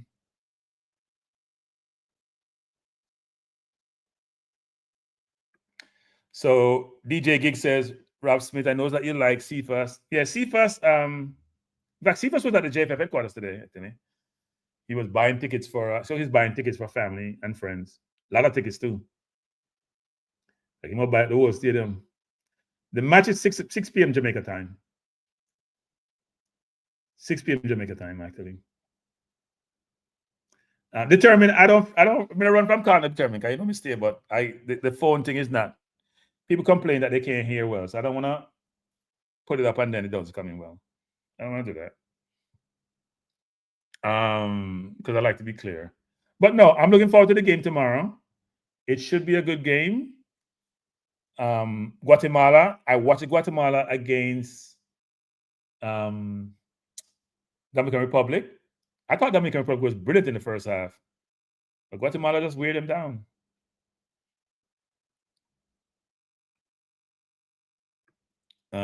Cranky, what's your retirement game plan? I want to be on a first name. What's that? I don't have a retirement game plan. I'm retired, but I'm gonna go back to work because I think I'm far from being bored, but what I'm doing is work. YouTube is work. Trying to get my website up is work. It's a lot of work, people. It's a lot of work. But actually, it's work I enjoy, so I can't complain. All right. So Princess Jillian said I should do the call. All right, let me try to find the phone, people. Let me have the phone. Okay, people. You determined. See you want to beat me, you can call in determined. Princess Jillian says I should take calls. So I'm gonna take call. 347-728-8625. Just remember, people, me that yard. So if you call up on WhatsApp, that's me not take a call. I'm not pay them call. I'm not no money. Me retired. Broke. You can't call the number, people. But if you can't hear well, it's not my fault. It's Princess Jillian's fault. YouTube not doing bit. What does that mean, Conrad? Yeah, Guatemala playing good football, actually. I thought Dominican Republic was a better team, in the first half, and they were really playing well. But because they wanted to win, they were pressing, and Guatemala just turned them over. All right, so call coming in, people. Who am I speaking to? Cranky, this is Determined. How you doing? Determined, how you doing? I'm doing well. What are you doing? People. This is Determined. Me all get beaten. Only hit the like buttons. We help me get over the beating. Can you guys hear Determined, by the way?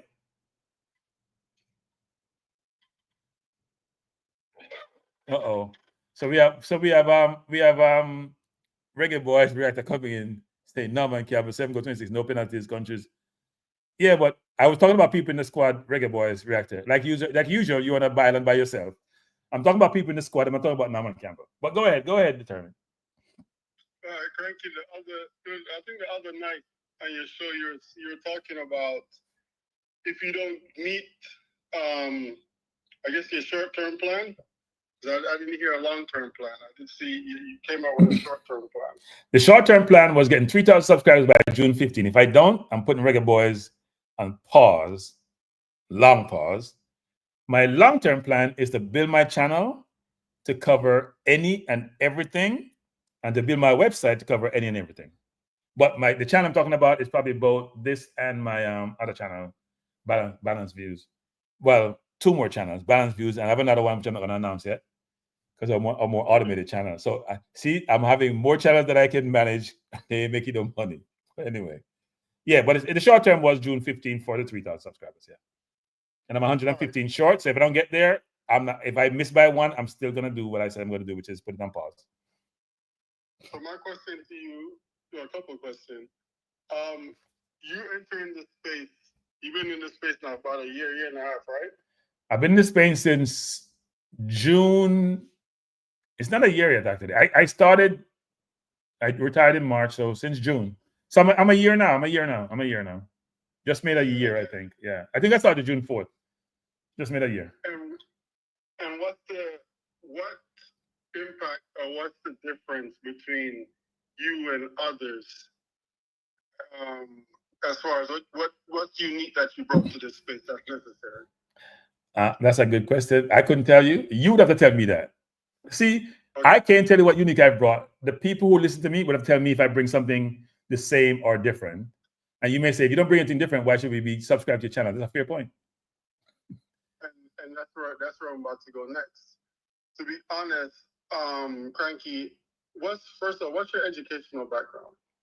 What's your degree in? Accounting. So I have a CPA, which is like the similar like a chartered accountant for the UK. Yeah. Got you. Okay. So I don't think you're utilized. I think you just came into the space and you fit in the space, right, with everybody else.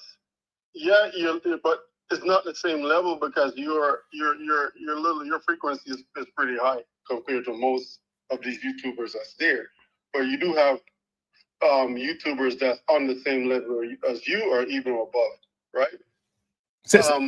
What? No, say it again. Sorry, say it again. I said you have your frequency when it comes to your intelligence is pretty high, right? But you also have YouTubers that's on the same level as you or above you. Okay. Right? Yeah. But what I'm disappointed as far as with you, based on your knowledge of, as far as your background, you have an accounting degree.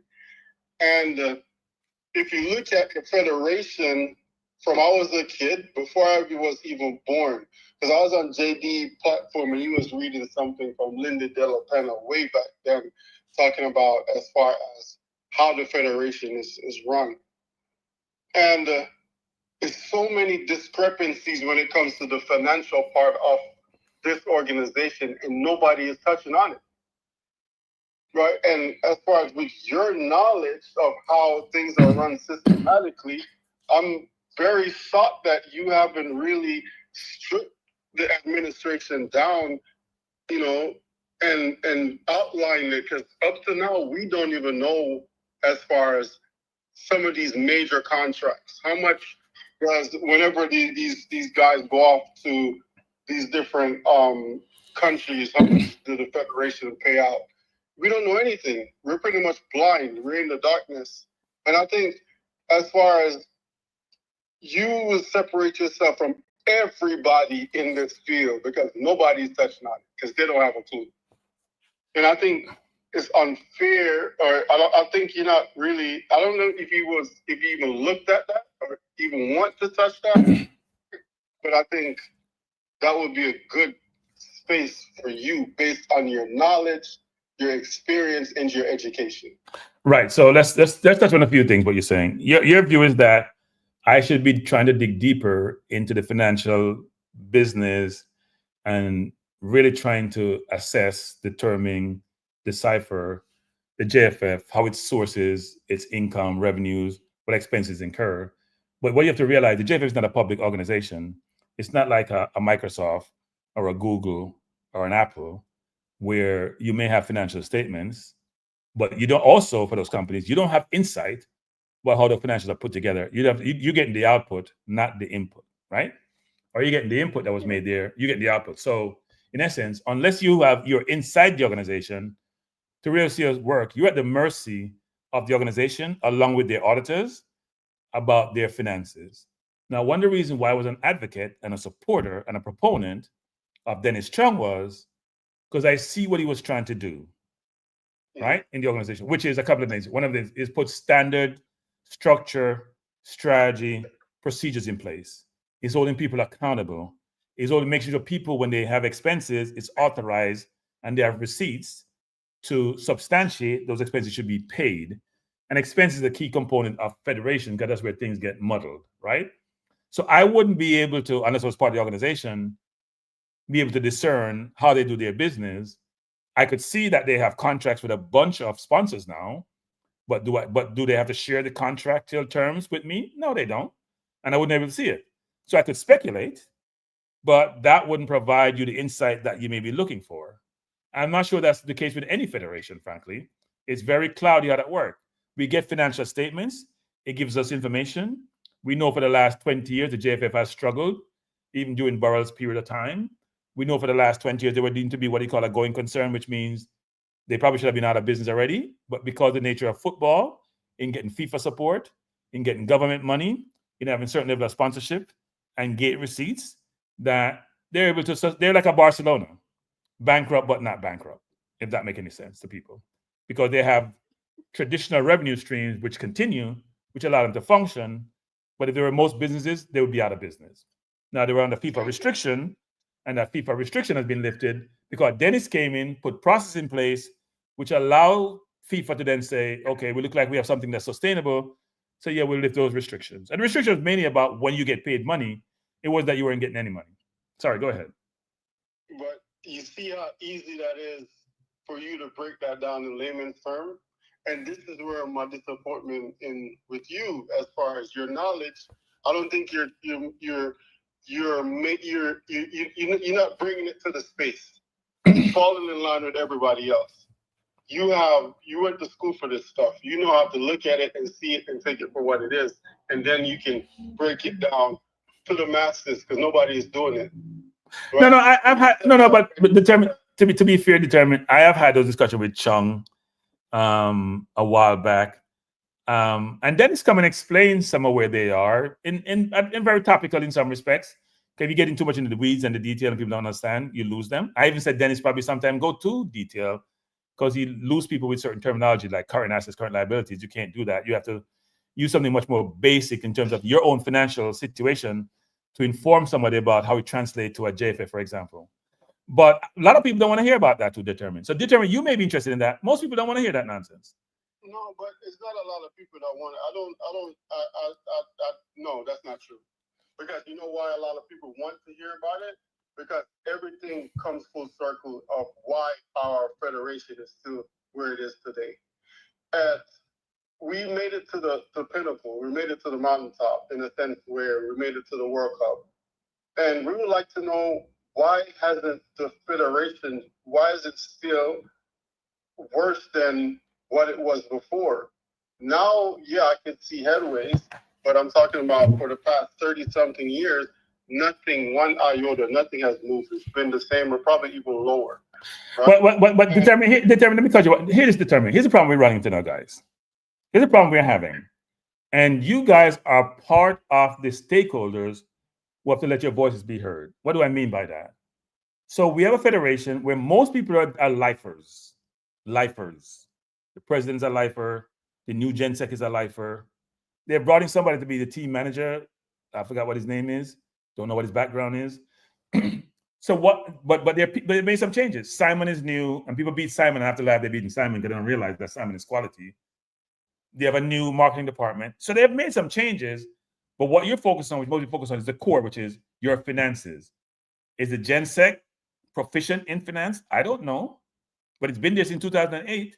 So why wasn't the GenSec before? He's an interim GenSec, but it's the point I'm trying to make, which is everybody got to hold the JFF accountable. It can't just be YouTubers. YouTubers can talk all they want, but there's strengths in numbers and strengths with the masses And if we have individuals like Cranky go off on his tangent and do his individual thing and try to call people out, at some point people can just ignore him and just go on with their lives. Right? It's no different from politics, the way politics work in this country. Right? It's challenging. Yeah, that's the problem right there. Right? Because politics is so intricate, there's so much different layers to it, right?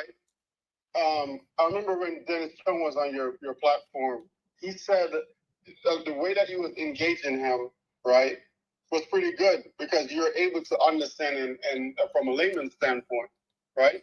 And that's the issue with our country because we think we understand politics, but we really don't understand politics, right? We think we understand the JFF, but we really don't understand. That's a good old boys club. Like, it's so many different layers in the JFF of why these guys are still in the position after 30-something years. It's just not like these things are planned, right? What I'm saying is, you look at things differently.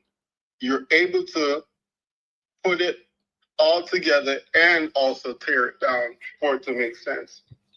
Yeah, look. Rudolph said this before, right? Rudolph says it's a quasi-private organization, and he's right. Rudolph is right about how they are. I think the JFF actually, this may sound contradictory to what I normally say, sometimes give more information than some other federations do. Because in some countries, people don't care about people. No. They do give more information than some other federations do. I didn't say all federations, than some federations do. What they don't do, I think, well enough, though, is I don't think they do a great job of embracing the public and try to be transparent and try to be as open as possible. So they built that trust that is needed for people to buy into your product.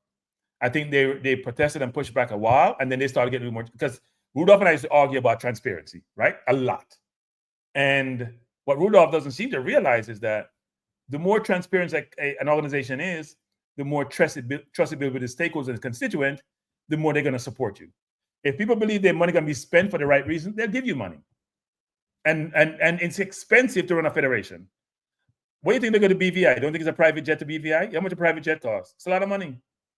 It takes a lot of money to run organizations. You hear what's his name from Grenada talks about that. A lot of money. But if they were more transparent, people would understand what those numbers entail and then say, you know what? We have to help them be able to get to a good place because we benefit with performances when we do that. But the thing is, do you really think Rudolph Speed is not an intelligent person at that? Rudolph is intelligent. I'd never say Rudolph is not intelligent. But that's what I'm saying. So why do you think the federation has is now that they're starting to be transparent when Chung was there? It's a reason why the federation was never transparent. Well, there are a couple of things. One is, go ahead. Chaos breeds opportunity.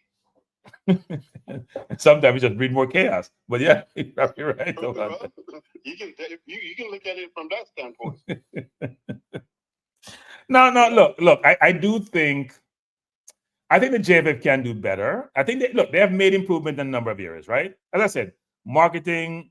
I don't know if they're taking a step back with the GenSec. We'll see what's happening. They've engaged outside parties to help with marketing. There's tons of sponsors coming on board. Tons of sponsors. You know what sponsorship deal they have signed up late? Every sponsorship deal means more money. Every Adidas shirt sale, it means more money. Even though I'm pissed off, to be honest, using colorful language, that I can't get a Jamaica jersey that I want, the away jersey to buy in Jamaica. And I went to a store today, tell me about $140 US for a jersey, and I look at you about to your mind. I ain't buying it then. I ain't buying it then. No, I ain't doing that. But I know what you're saying. I know what you're saying, determined. It's a process, right? We're working through it. It takes time. It's a process. Okay, and my last point, Frankie. If you look at the website, right? The JFF don't have a long-term plan, a short-term plan, nothing. The website is trash. It's nothing detailed as far as what the future holds for this program, right? Yeah. We got rid of the GenSec. We brought in somebody that's there. I don't know how long he's going to be there. Nobody said anything. I haven't seen any press conference, nothing. But let's say interim. They say interim, right? They said interim. Interim, okay. For how long? A year? 2 years? We don't know. We gotta wait and see. Okay. All right. So now we go to the World Cup. I think the purse is 12 million, right? Yeah. Okay. I don't know anything about this guy. I don't know if you know anything about this guy. Like, what's going to happen to that money? Is it going to be the same? Is like a revolving door of 98? No, my understanding is if you listen to what Chung, and then sorry, Chung, what Rudolph and others talked about, I think they want the money to invest in the football. The question is, if we get to the World Cup, have they earmarked the money to understand what that investing entails? Look, when you win money, 12 million, some got to go to the players, right? Then what's left over for the federation, and where will that money go to? I don't think we should use the World Cup as the barometer and the sole source of revenues to help us progress the football. You have to have more creative minds thinking through sustainable revenue generation sources to enable you to be able to have a sustainable pro football program that you can develop to allow your players to be able to compete on the world stage. Yes, the World Cup money can help, but the World Cup is a point in time, and that stuff goes away. You need something that's more long term. So as you're alluding to, go read some strategic plan like a Spain plan, which I actually did send to the JFF, a couple of people. Or next door, you go to read DR, Dominican Republic. Well, I haven't read theirs, but I did look at Spain, and Spain one is interesting. Very detailed. Yeah. Very detailed. Yeah. But I get your point. And I empower you, Cranky. You know, as I said, man, you're very intelligent. You can bring a different air to this space because nobody's doing it, right? And All that's right. just my suggestion to you. All right, I determined. Appreciate the compliment. No problem. Take it easy. Thanks. That was determined. I thought it was going to be a more difficult beat. You know, that wasn't really a beat. It's a conversation. But I understand what determined is saying. Look, there are a lot of different people in this space who bring different skill sets to the space. I have been lucky throughout my career to work with some of the, I'm going to call them better companies, and to make sure I was never the smartest person in the room. So therefore I learned a lot.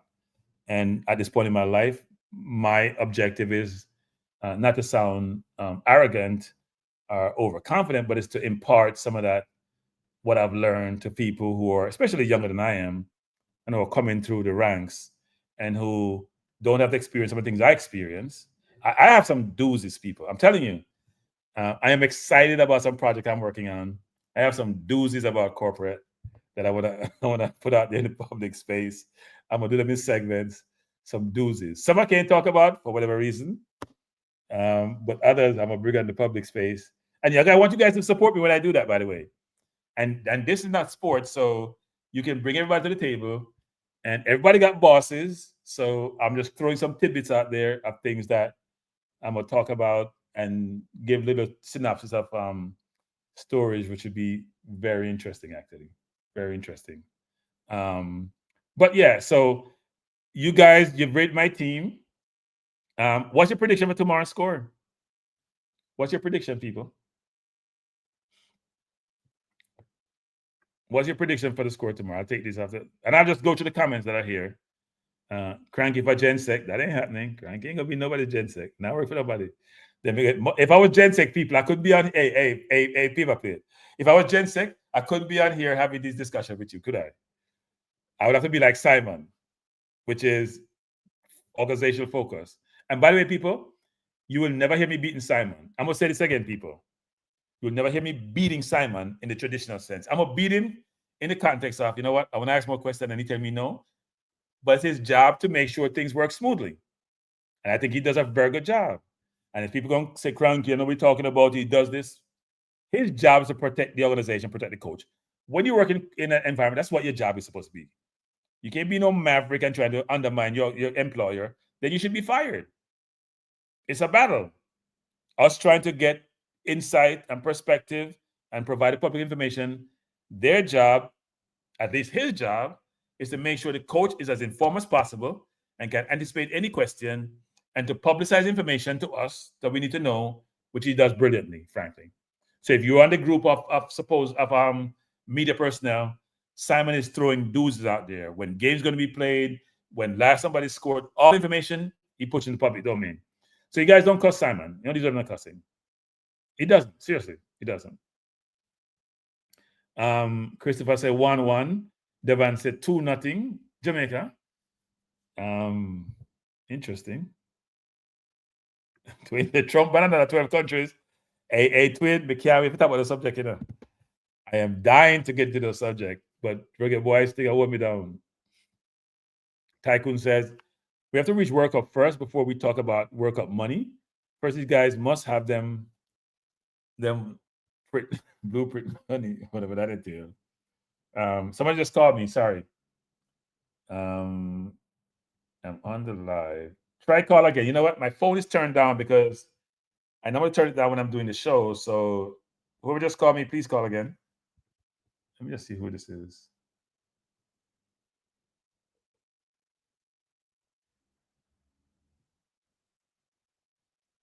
Greetings. Did you just call the show? Who is this? Yeah, this is Iko Reed. Iko Reed. How you doing, Iko?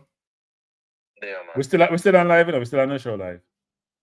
Oh, I just wanted to ask you one question. I haven't really heard you talk about Warner Bros. Oh, Warner Bros. Okay. Fair question. All right. So look, I think Warner has done really well so far, right? He has played what, 2.5 games? Or maybe he's played in 4 games because he got a little run in the Unity Cup, didn't he? But not much time and not much game. No, he's done well. He created 1 penalty, he scored 2 goals.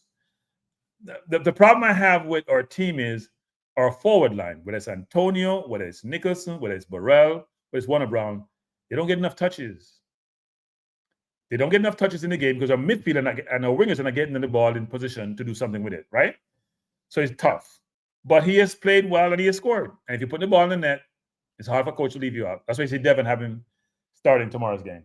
I don't have him starting because I thought Burrell did enough in the Youth Cup to start, but Warner Brown also plays in this region, so he may start. But I think I need more information on Warner Brown in terms of him seeing play more to cast perspective on him. Right now, he doesn't get enough ball. I think when he played against St. Vincent, the second game he got it at 12 touches, even though his stats were very, very good. But he's not getting the ball. For me, it kind of reminds me of Darren Mattox in some sense. Mattox was a good player. Very good player. Yeah. Yeah. It kind of does. Okay. Mattox played with an attitude, which is good. And Mattox actually got dropped too early from the team, to be honest.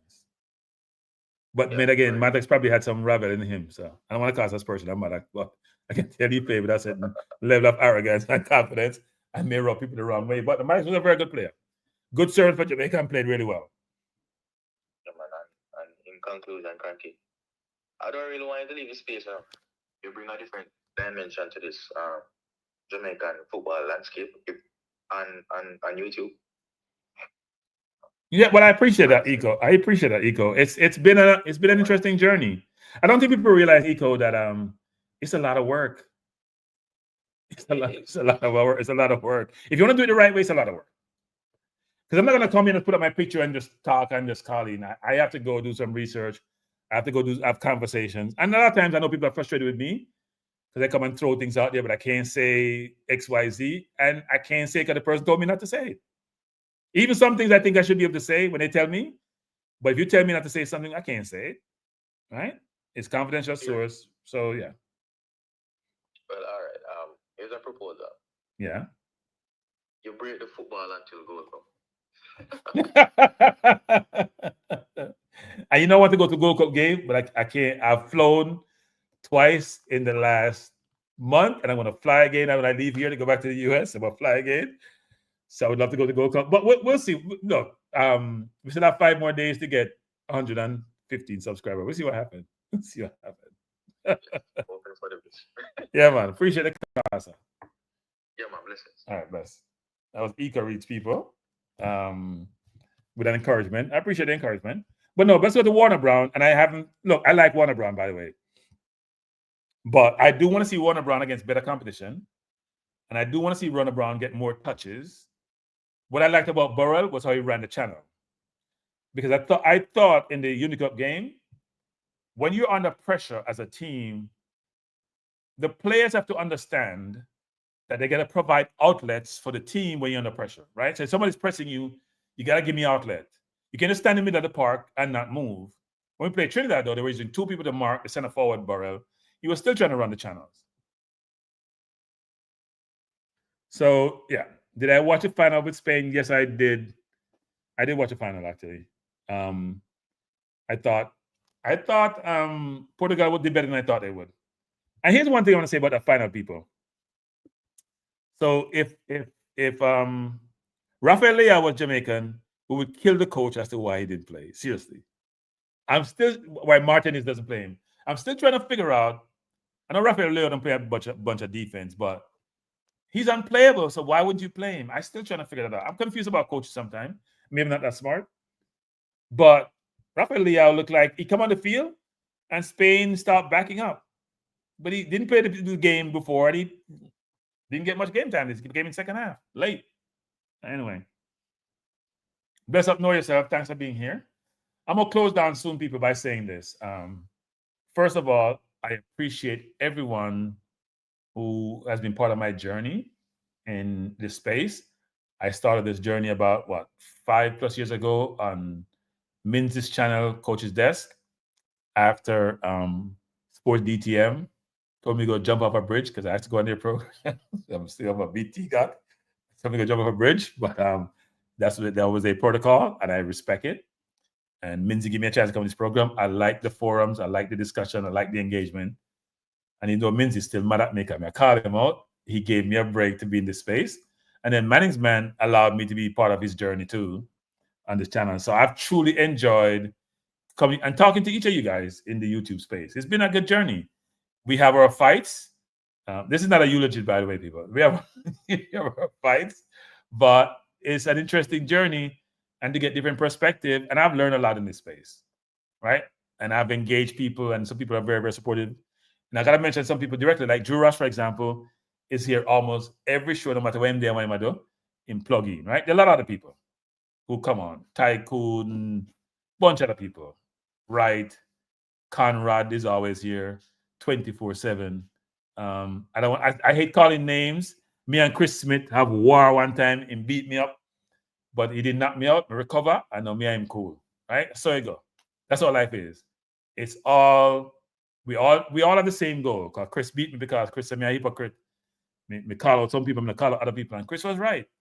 I tell Chris, I don't call out YouTubers, and I don't call out my friends. Well, not true. I don't call out my friends, and I don't call out most YouTubers. That's my motto. That's my principles I live by. If you're my friend, I'm gonna talk to you one off and say, you know what? I'm gonna cuss you out one off, but I'm not gonna be public domain and disrespect, and not disrespect, but call you out. Ain't happening. Ain't happening. Not call out no friend. Even if you're conflicted and you're terrible, say if me and Speed were friend, we won't come on to YouTube and call out Speed. That's what I'm saying. Even though we know him conflicted. Because he's my friend. Me tell him that. But me and Speed are not really friends, so me can't. We're acquaintances. Call him out. But me not call out my friend in public, people. It never happen. And then me and you're a friend. You're afraid of me. Now do that. Me tell you, say nonsense you're going. Me tell you in person, me and you have war. But when we come in the public domain, me not gonna do that. Can't do that. It's part of how I was taught to grow up. If you're a real friend, you can't do that. Now, me and Rudolph, we're acquaintances, and I've said this numerous times. Rudolph was my first guest, and I appreciate Rudolph. But I felt like I have no choice but to call out Rudolph. I'll call out the president who I respect a ton when they're not do the right thing. All right? The right thing. I hear you, Chris. Bless up Nicania. Thanks for joining. But we as people have to understand, and I'm going to talk about much more things in these forum people than just football. I want us to realize that this world is changing materially, and it ain't been changing for the people who look like me and you. I tell you the truth, people. The changes is not supported for me and you. So whether it's in sports, whether it's in life in general, because our time on this earth is really short, we just try to help each other and live life the right way. I get beaten from some people who are very close to me about my religious belief or lack thereof. And I tell them, I have to be real. I have to be me. I can't be a fake, right? I can't be a fake. I can't say I'm supportive of something when I'm not. But I do want all of us to realize that I think if you do good, I don't believe in this karma thing, which you do good unto you. But if you do good and you really do good and you really think the right way and you operate the right way, I just think life is okay. You're living a really good life. You'll be much happier. Seriously, you'll be much happier. I'm getting a call in. Good evening. Good night. Who am I speaking to? Hey, Cranky, you doing? It's Dixon. Dixon, how are you doing? I'm doing great. What about yourself? I'm doing well. I'm doing well. Yep. You're live on the Cranky Live Show. What do you have to say? Oh, yeah, I just want to say, I just want to tell you, Cranky, just keep up the good work. You have, you bring a different, you're very unique, your program and everything. This is the first time I'm calling, but I always tune in and, kind of listen. I can see you stay informed and everything, and that is good. You keep it very professional.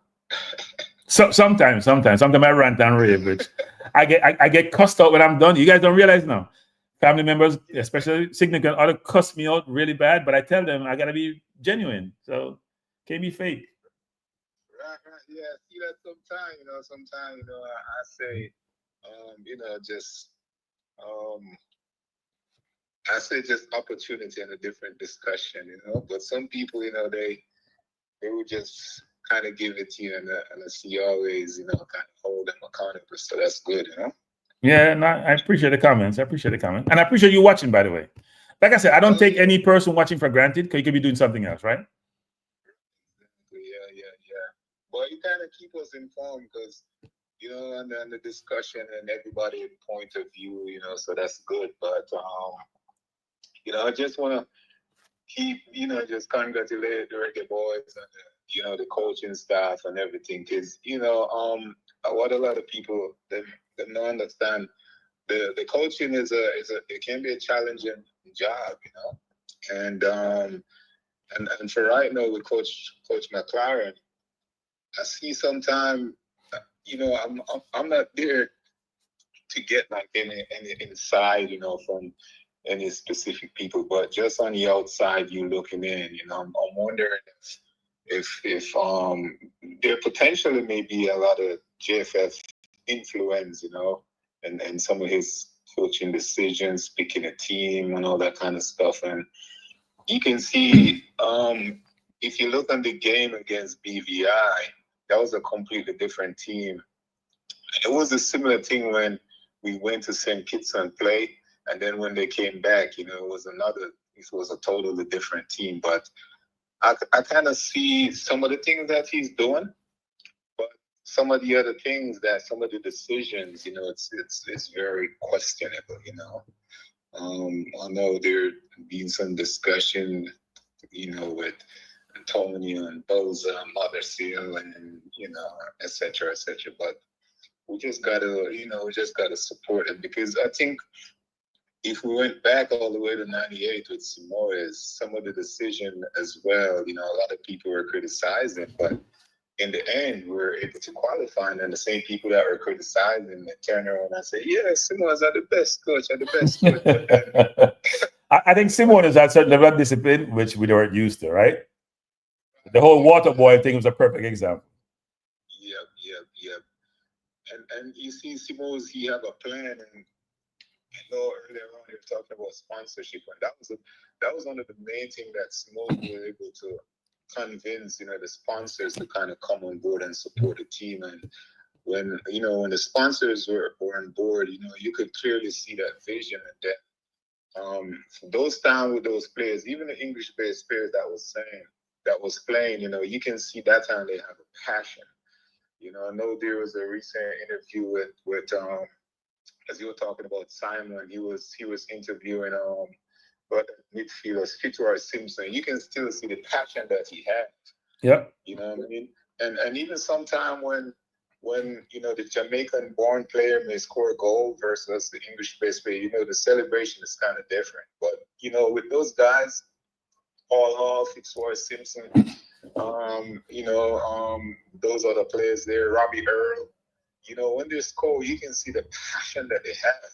So you may just need somebody who could kind of bring out that passion back in some of these English-based players. But I think, we should definitely support them.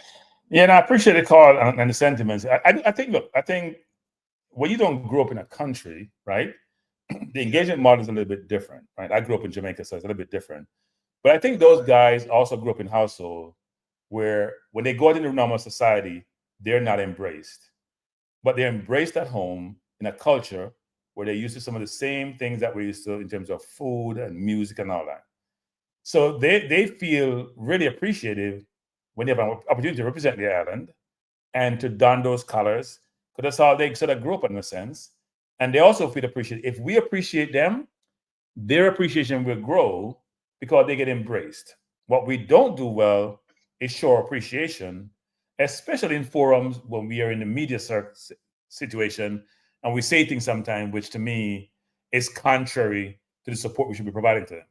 Instead of embracing them, we'll say things which appears negative, or we'll be in forums where it appears negative, especially by people who are in senior positions, and it's just not a good thing. So that needs to change. Yep, definitely. And I know even the two matches the other day between Trinidad and Nigeria, you could see some of the passion with those guys they're playing to. You know, of course, the family was there and everything, and the support. I think that was one of the main thing in in 99 when we qualified for 98 World Cup. Even Mexico, everybody was scared of coming to the office because they know some people knocking pan, pot, everything. So everybody's scared, and we need to kind of create back that atmosphere again. You know? Well, I hope people come out for the game tomorrow. I get a sense that now we qualify for the next round. People may not have the same level of urgency to come to the game, but they should. People should go to the game tomorrow and support the team, because when you go to look at Guatemala against Dominican Republic, they turned out for their team. We should do the same. Yeah. And you know, like I said, Cranky, really admire you, the way you do your shows and everything. And they like bash some other people, like some of them other, some other them person in the YouTube space, they just bash from left to right just to get some likes and everything else. But you keep your things, you keep your thing consistent and very professional. And that is good. Yeah. Well, Dixon, I appreciate the comments. One of them there, here you be like a tune for your intro. Maybe one of them tune and say, Frank, check this out. Well, you know what? If anybody build tune and want to be played, and we can. So last minute, I am not copywriting anybody else's music. I have no problem listening to it. Yeah. I experiment with a lot of different stuff, people. Me don't mind experimenting. See, me experiment with facial here now. Me have gray hair, and Simon gave me my pass today. I didn't recognize myself. I'm thinking, how does anybody at the stadium recognize me if I go with a face? I'm in a suit and a gray beard and glasses on. I wouldn't even recognize me.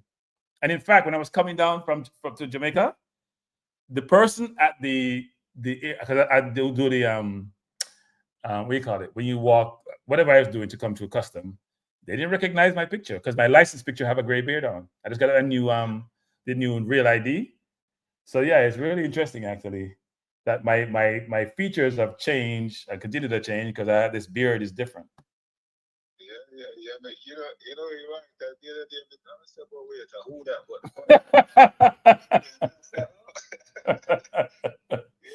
yeah. But me not go from the beard for a little while. I have the beard. We'll see if it lasts, how long it lasts. Yeah, man. But I appreciate the call, sir. Yeah, man. Yep, exactly. Yeah, man. I appreciate the call.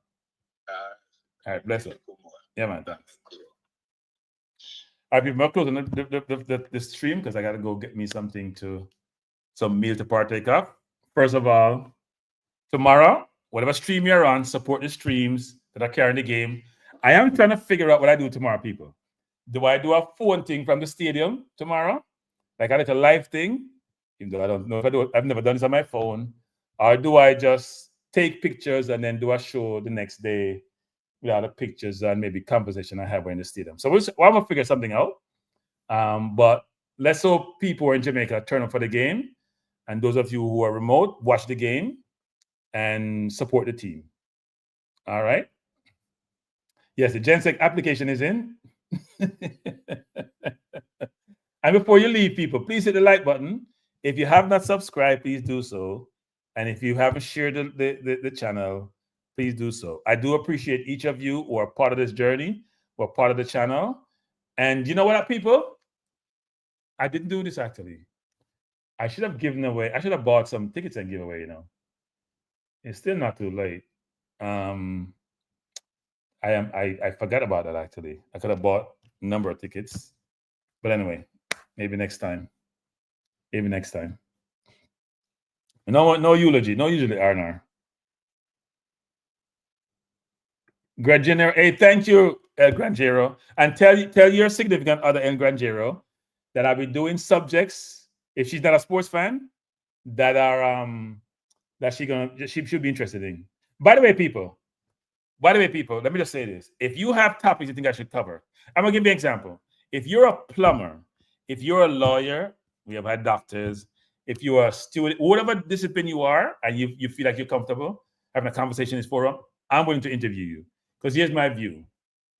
Every single discipline has importance in life. I am the worst person when it comes to fixing anything in my house. Like the worst person. Can't fix a darn thing. I was just talking to my contractor the other day, and the bathroom water was dripping. I noticed change. What do you call it? Whatever you want to call it, you change it. Change out the faucet, and then you have something inside. Don't ask me. I'm useless, frankly. So I don't mind having those conversations, but I make the conversation interesting. Trust me. I figure to make it interesting. Because we all should learn as much as we can to inform us about things around us in life in general. So if you're an expert on AI, whatever it is that you do, that you build can add to this conversation and add to this channel and add to the forum and add to individual in this forum that you can learn from, bring it on. We can have a conversation, and because people, it's all about learnings, people. It's all about learning. It's all about growing. Yes, jargons. I'm bad. I'm terrible. Can't even change a light bulb. Can't cook. Can't change light bulb. It's really bad. Well, we can't say we can't cook because when I took my niece and nephews, I was forced to learn how to cook a little bit. Them eat salmon almost every single day for about a year because I couldn't cook. And I took two nephews and my niece, and I was used to doing that. So you learn when you're forced to learn. You learn. But anyway. Thanks for being here. I appreciate you being here. I don't think I'll be back tomorrow because obviously I'm going to the game. But if I get a chance at the stadium to drop something, I will do so. Support the team. Hope we win tomorrow. And let me just put this last one. Jamaica News says, an idea for what you could cover is the direction of Jamaica under the current government. Who do you think that government should be for the next 4 years? So, actually, you know what, people? I've been recording my time in Jamaica a little bit, right? I was in a taxi cab today. And there were some politicians talking about where JP is doing well, where they're not doing well. So what I will do, though, is this. I'll record part of my journey here while I'm here and put it on my channel. So I'm going to the country. I'm going to Montego Bay later this week. I'm going to record some of this and have some conversation. It won't be sports, but I'll throw it out there and we can all comment on it. All right, people? Thanks for being here. Appreciate you. Have a good night. Peace out.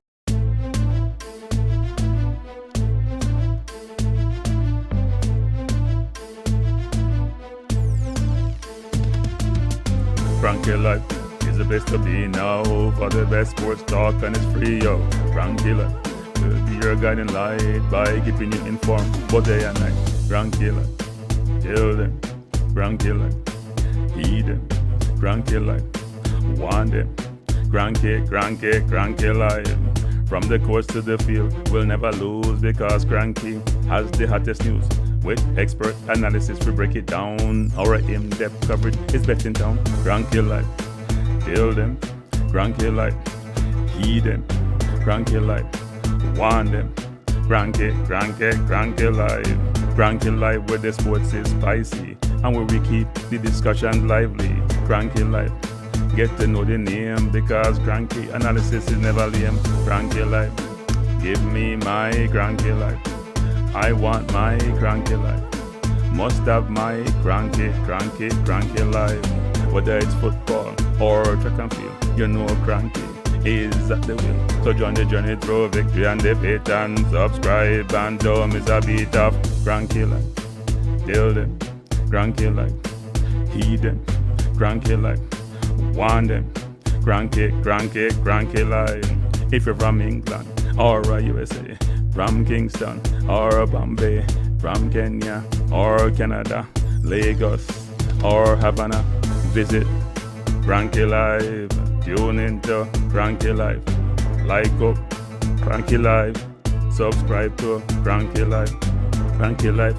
Coming to you on weekdays. Cranky Live sometimes on Sundays. Pull up a chair and take a seat because Cranky will always bring the heat. Cranky Live. Me say fi tell them Cranky Live. Me say fi eat them Cranky Live. On them Cranky Live. Cranky Live will be around. Cranky Live is the best in town. Me say fi eat them. Me say fi want them. Me say fi eat them. Want them, eat them, want them. Cranky Live. Cranky Live. Eat them, want them, eat them, want them. Cranky Live. Cranky Live. Eat them, want them, eat them, want them, eat them, want them. Cranky Live. Cranky Live. Cranky. Eat them, want them, eat them, want them. Eat, want, eat them.